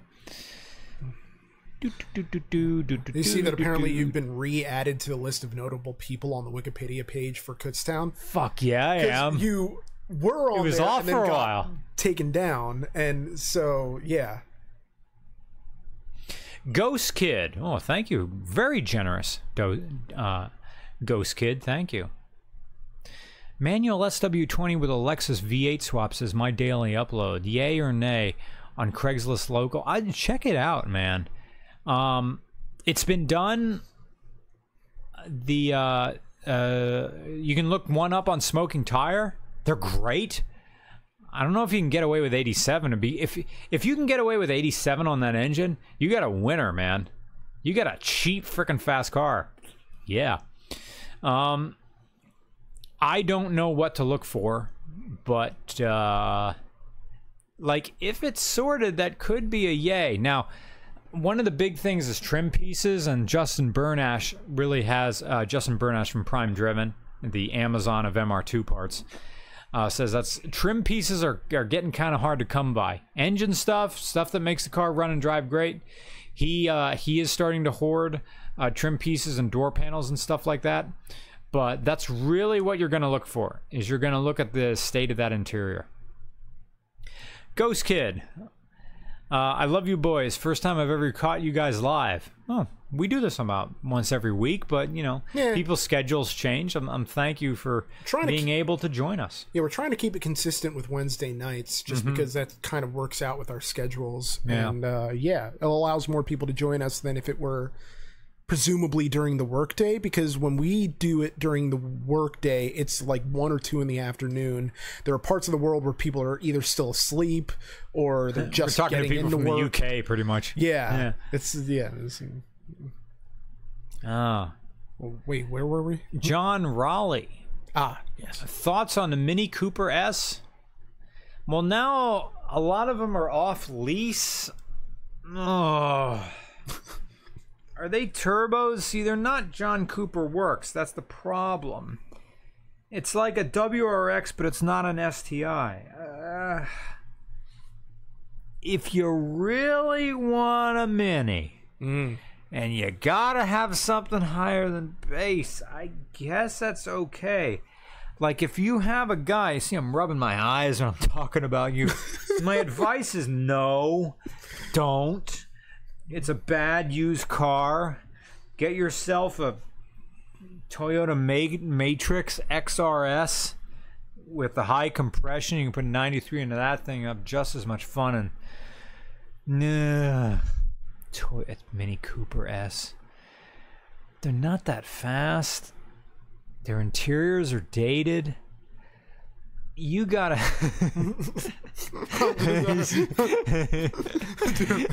you gotta have a frickin' stiffy for minis to really want it. You kind of do. I have no positive things to say about it. Just a regular Mini Cooper S. I honestly don't really have anything negative to say about it either. They're not like they're not bad, but they got all these weird proprietary BMW parts that when you break stuff, it's not as simple as going on Rock Auto and get your parts, man. I don't know. It's automotive ambivalence. Yeah. It's just sort of there. They were neat when they were new, and that's it. Henry says, thoughts on burb memes. I like burbs. I want to be a burb. Bullets. Thank you very much, Bullets. You have $12 billion? So, all right. Billion. With a B. The only way to spend any of it is to light the internet on fire with said money. What do you do? Which best is the best? So basically, we have $12 billion, but it's a Brewster's Millions situation where we have to spend it in X number of times doing X. Well, okay, instead of the time restraint of Brewster's Millions, where he has to spend all the money to get all the money, we have to spend it toward a specific person or purpose, which is to light the internet on fire, which I mean, I break the internet. I don't know. So what thing do we do that's going to cause the internet to go so crazy? I mean, could we buy out like some big internet thing and just shut it down for the lulz? You know, with $12 billion, I mean, you'd probably buy at least Twitter, maybe. And then just say, I don't know.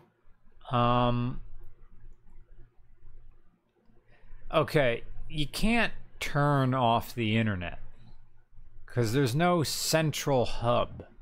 And this isn't Deus Ex. It's not all wrapped up in Area 51. Although if I had $12 billion, I would get some crazy enhancements to go with Deus Ex. So I'd have to cause havoc on the internet. We could buy YouTube. I don't even know, Bill. Start our own car company. Right. Making weird cars.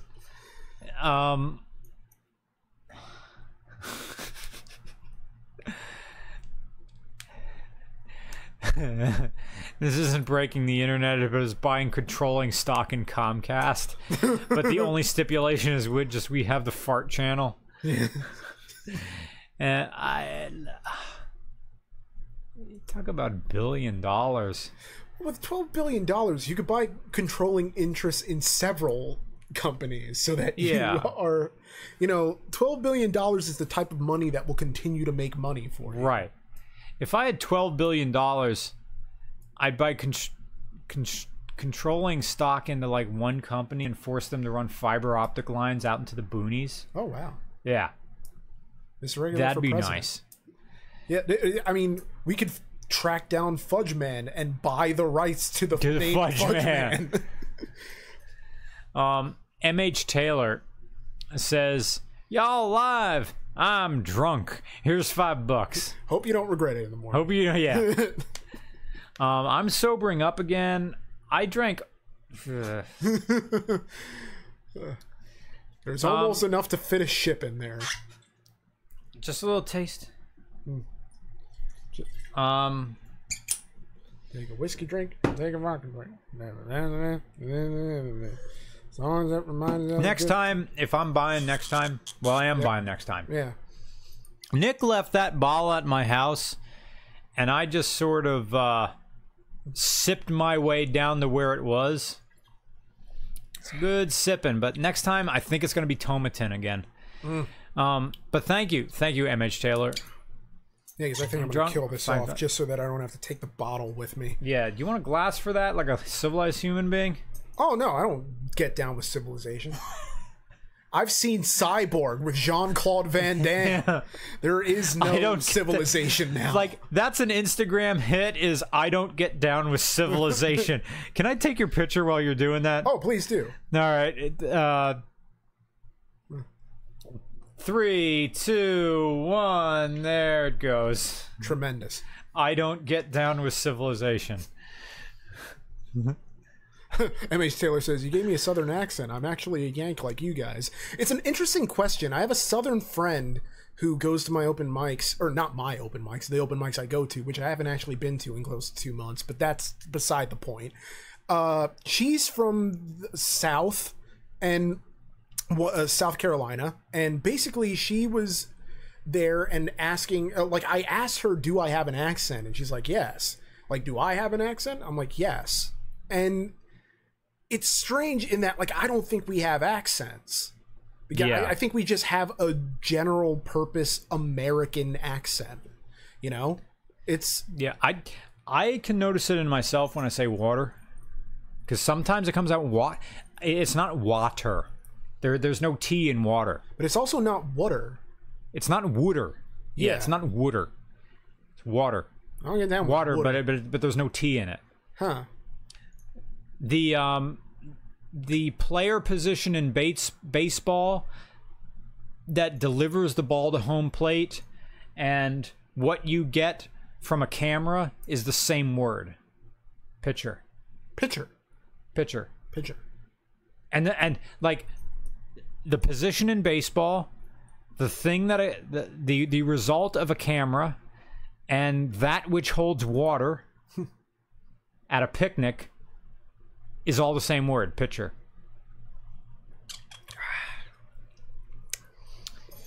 Good times. Good times.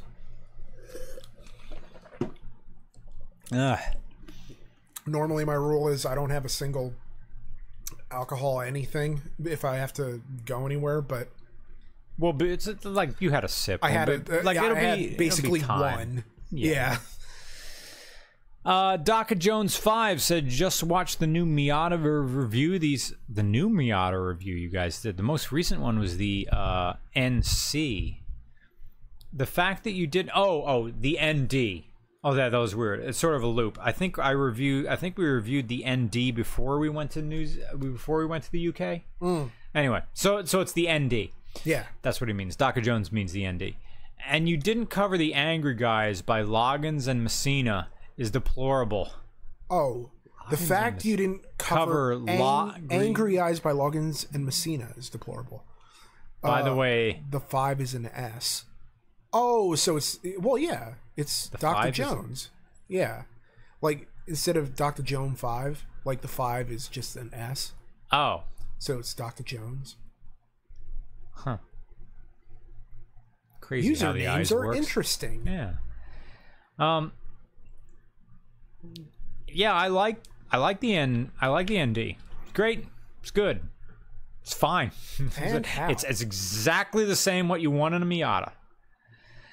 Jeremy Rainey says, "Do you guys drink stout beers?" Hell yeah, I do. I like a good milk stout. In like 6 months. It's got to be like winter though. Yeah, it's got to have a utilitarian purpose. Yeah. Like, it did the thing. Yeah. Like having 2 stouts, maybe 3 stouts, and walking out of the bar, almost equally as good as drinking milk stouts or stouts is as the moment when you walk out of the bar, your belly's full, you probably had some pub food, and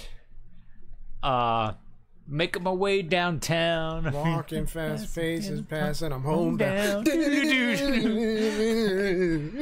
I love that walk home. That's the thing I miss about college. Yeah, and the way that the cold air hits your face and the way it smells and the way it feels, it's just unlike anything else. I feel bad that I like the drunk jacket, the drunk warmth.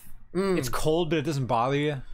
Yeah, whatever song comes on next is going to be your favorite thing ever. Like that was something that the host for QI. How can I remember that? British. Very British. So British. God damn it. Stephen Fry. There we go. Huh. Yeah. Stephen Fry. He had that documentary called The Secret Life of the Manic Depressive. And he was interviewing Carrie Fisher, now the late Carrie Fisher. And Carrie Fisher was describing, the state of being manic.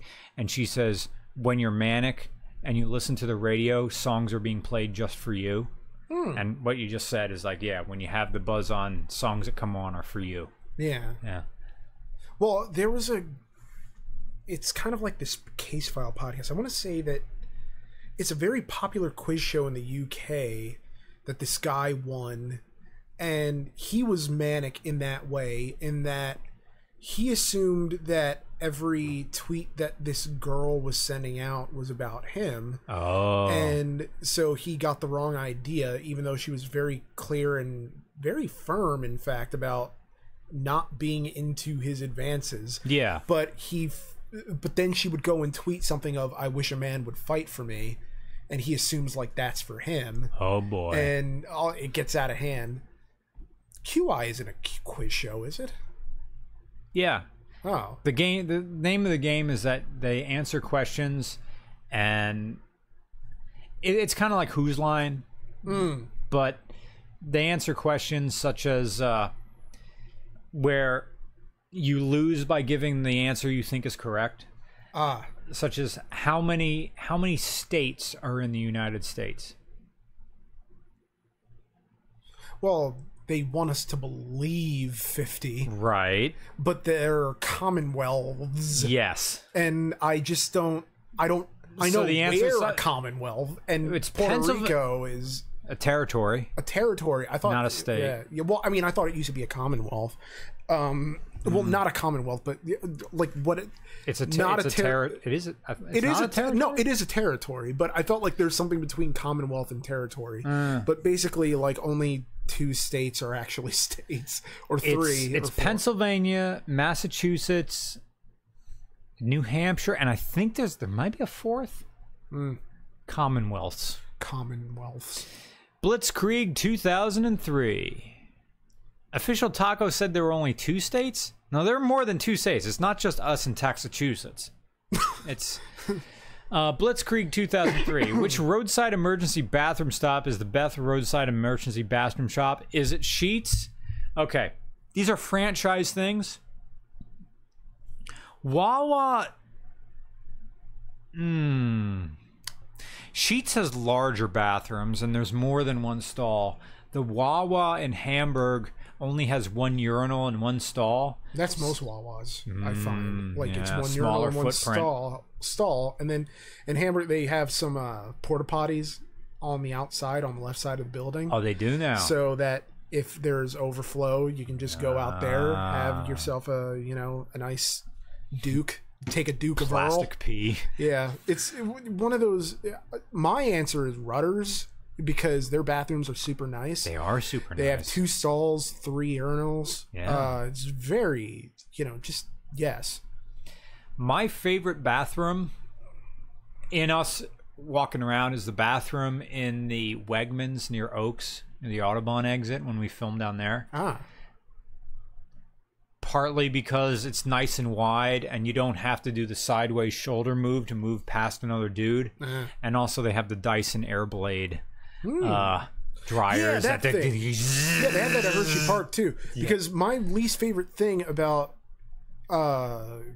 just gas station bathrooms in general are any ones that have the accelerator, because the decibels. Loud. Yeah. I feel like my ears are going to explode, and I hate the hell out of them. I was in Kutztown's Student Union building, and they have Dysons in the bathrooms now. They're not the Airblade. They're like half an Airblade. They're still on the wall, so you got to go palms out toward them, but it's still that knife edge of air that comes through that just slices and it the feels water good. You're like, it takes a little longer to get your hands dry than like an accelerator would, but it feels so nice. Oh. Just so nice. Dyson Airblade or Blessed Reading Apocalypse. Hell yeah. Tell me about it. Ghost Kid says, hey, Mr. Regular, should I RB26 swap my 260Z or keep the stock L26? All right. You don't have a 350Z, so what exactly are we talking about?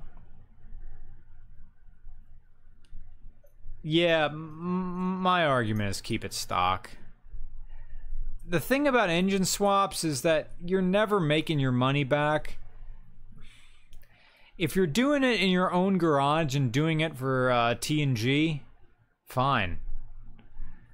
But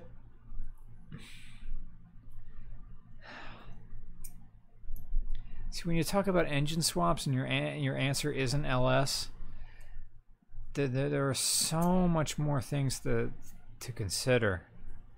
RB26. I don't even think I'd RB26 a 260Z if someone gave me the engine for free.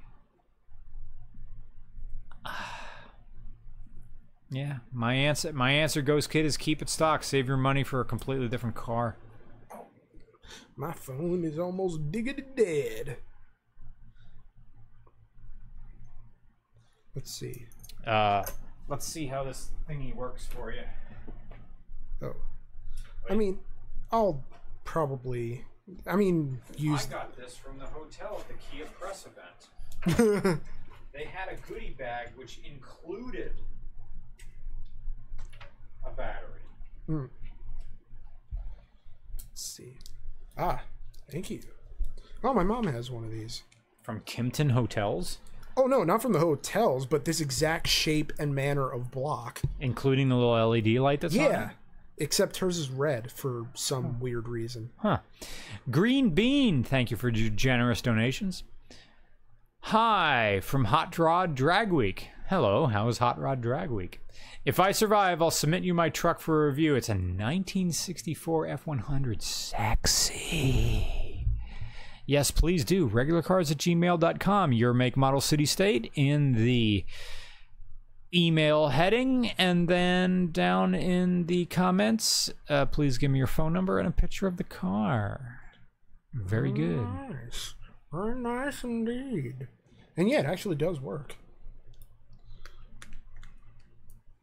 Yeah, I got that with like a whole bunch of cables, and it was like this kit from Kimpton Hotels and the Kia press event, which article I'm still working on, by the way. Yeah. I thought I would take a week and just put that video out, but we still need one more car to make it to RCR Austin, so that's what I was talking about this Sunday. Yeah. Huh. All right. But yeah, now I have another battery. I don't know how long that battery lasts. I bought a bigger one from Amazon, but I keep it in my car. I have a battery pack, but I don't think it's charged. It's in my backpack. I don't feel like getting it. I wonder if Pokemon increased the sales of the battery pack. How so? Oh, just because you're out. Yeah. I think we only have one more to go. Yep. Let's see. It's that illegal donation. Anybody else? Scrolling back up. Scrolling. It's 10:06 p.m. Got the drunk munchies, but that's how you get fat.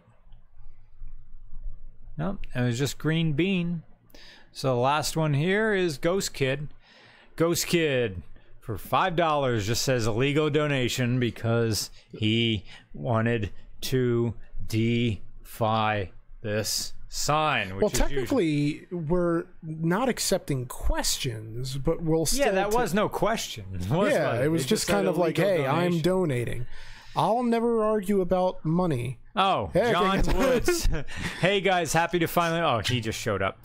Hey, guys, happy to finally make it on the chat. Keep doing what you're doing. Also, daily driving an all-stock 1986 300ZX. Wow. And love it. The 86 300ZX, did that have the little extra blower fan that was supposed to cool the spark plugs or something?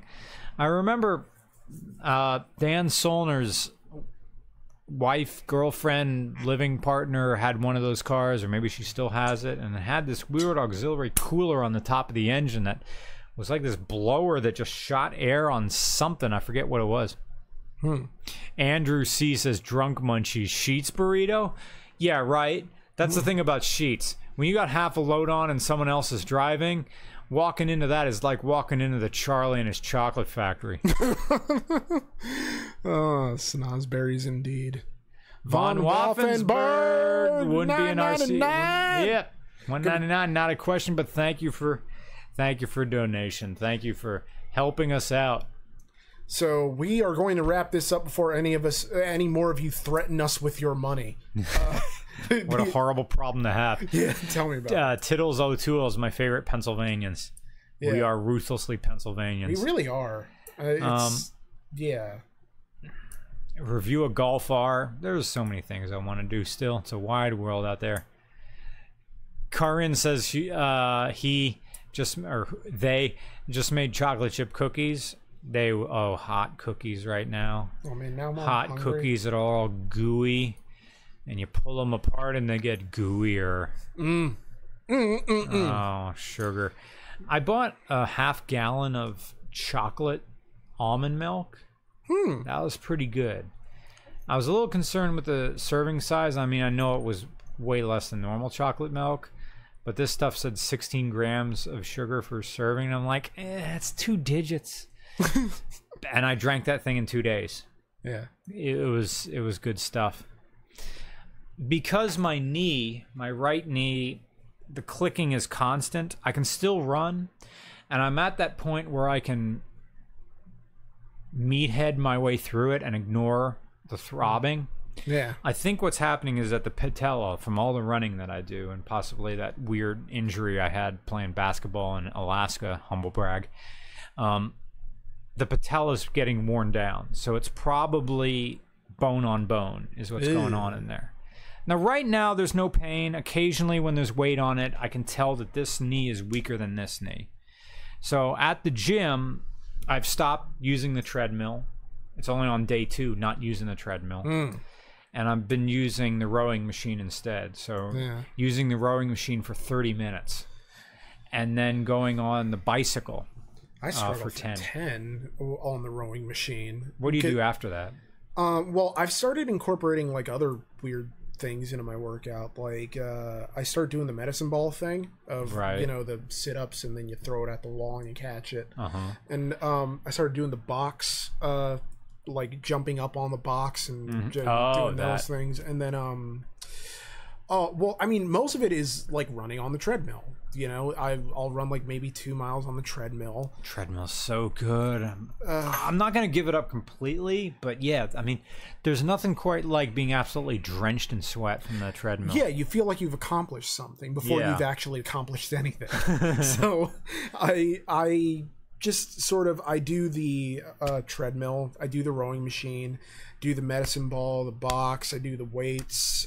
Sometimes I try to make it so that it's a well-rounded thing and I'm not focusing on any one part, even though I really should be. But the problem is that when I focused on my core, like my abs were so sore and it just didn't go away, and I worried that like I pulled a muscle in my abdominal region. And so I'm just like, well, you know, I'm not taking my shirt off for anybody anytime soon, so I don't think I need a great, like, core right now. I don't think I need a six-pack.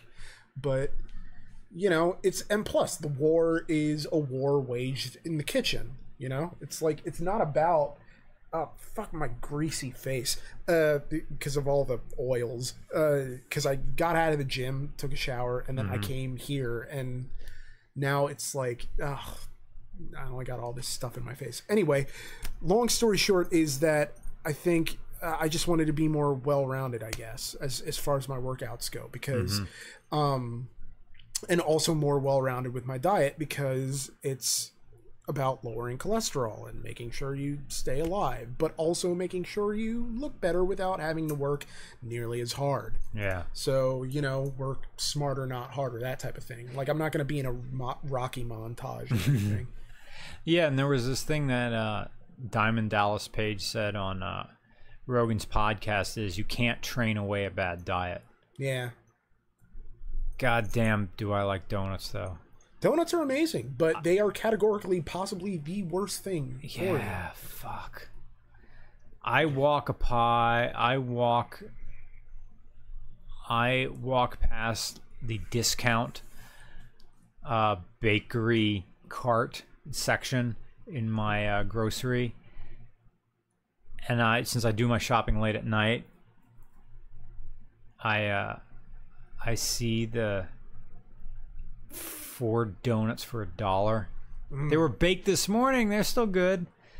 And then I roll around to the other overbaked cart, the stuff they didn't sell that day, and I see those apple turnovers for like $1.50. And occasionally I buy them and I save them for when I edit in the morning. And I start editing the RCR video. I eat my oatmeal, which is good. Yeah. I'll put raisins, extra raisins in it, or put fruit in it, like frozen fruit. Put it in, it goes ding, and I eat it up. And that originally it was tough giving up the breakfast cereal in favor of the oatmeal, but yeah, I got used to that. But the coffee, like I want something with that coffee. And getting that apple turnover, I put it in the microwave so it's nice and soft. It's gooey. Sometimes I eat it with a spork. I have sporks. I ordered them from Amazon. They're stainless steel sporks. Oh, yeah. And I eat my apple turnover with my coffee. And I'm ready to kick God in the dick. I mean, I'm ready to go. I edit faster. Ready to meet the day. Head on. Fuck. Ready to meet this day. Head on. I didn't eat any today. I didn't have anything for the past few days. I just ate leftovers of my brown rice and vegetables and whatever chicken or meat is left over. Yeah. And I'm healthy. This must be what it's like for smokers. Yeah, it's like you're trying to make a difference in your life. As healthy as you can eat, the craving is still there. Well, I mean, the craving's always going to be there. Fucking Pop-Tarts. You know, you try to cut back, you have a little halo top. You try to make it so that you don't have to worry about eating an entire pint of ice cream in one sitting. It's the baked goods that are just sticky buns. I see them. Bear claws. Just like all these things that are designed of like, why shoe fly pie. Why is the world designed in a way to where like we can't eat these things without hurting ourselves? I know. You know, I get everything in moderation, but and now it's odd. It's still technically it's still the summer solstice, but then pumpkin pie rolls around. Yeah, Well, I mean, all the college girls are getting low for pumpkin spice right now. I know. They're dropping it low for Big Daddy Pumpkin right now. They're gonna get pumpkin spice Valvoline before it's said and done. I'm gonna turn on my Lyft app and go to Kutztown. Tomorrow's Thirsty Thursdays. Yeah, it is. Yoga pants, UGG boots, North Face jackets. Heather is back in class. Man, I wonder if tomorrow night. Just broke. We gotta write like tomorrow or Friday. Friday is usually best. Yeah. Yeah. Right on Friday? Yeah. Okay, right on Friday. Heather is back in class and she's single now ever since Lyle cheated on her. Lyle. Lyle. I thought you were the one, Lyle. Lyle's got the wispy mustache with nothing in the middle. Yeah. Just the Von Waffensberg says this either goes into you or the Annie tunnel. And then there was another one up there that said like the podcast goes in the bag or something, or it was a donation masked as like a joking threat of like, there. Put the podcast in the bag and no one gets hurt. Oh, it's Ghost Kid again. Oh, thank you, nice. Ghost Kid. Thank you. So, yeah. How long have we actually been going? Let me fire up. We drank all the scotch. Well, yeah. So we've been going for 2 hours and 23 minutes. So that'll be a pretty good one for if you have a pretty good enough drive ahead of you to listen to. Hopefully this content has been entertaining for y'all. Yep. And we're calling it a podcast for regular car reviews. I am Nick. I'm Brian. Thank you for joining us. Have a good night.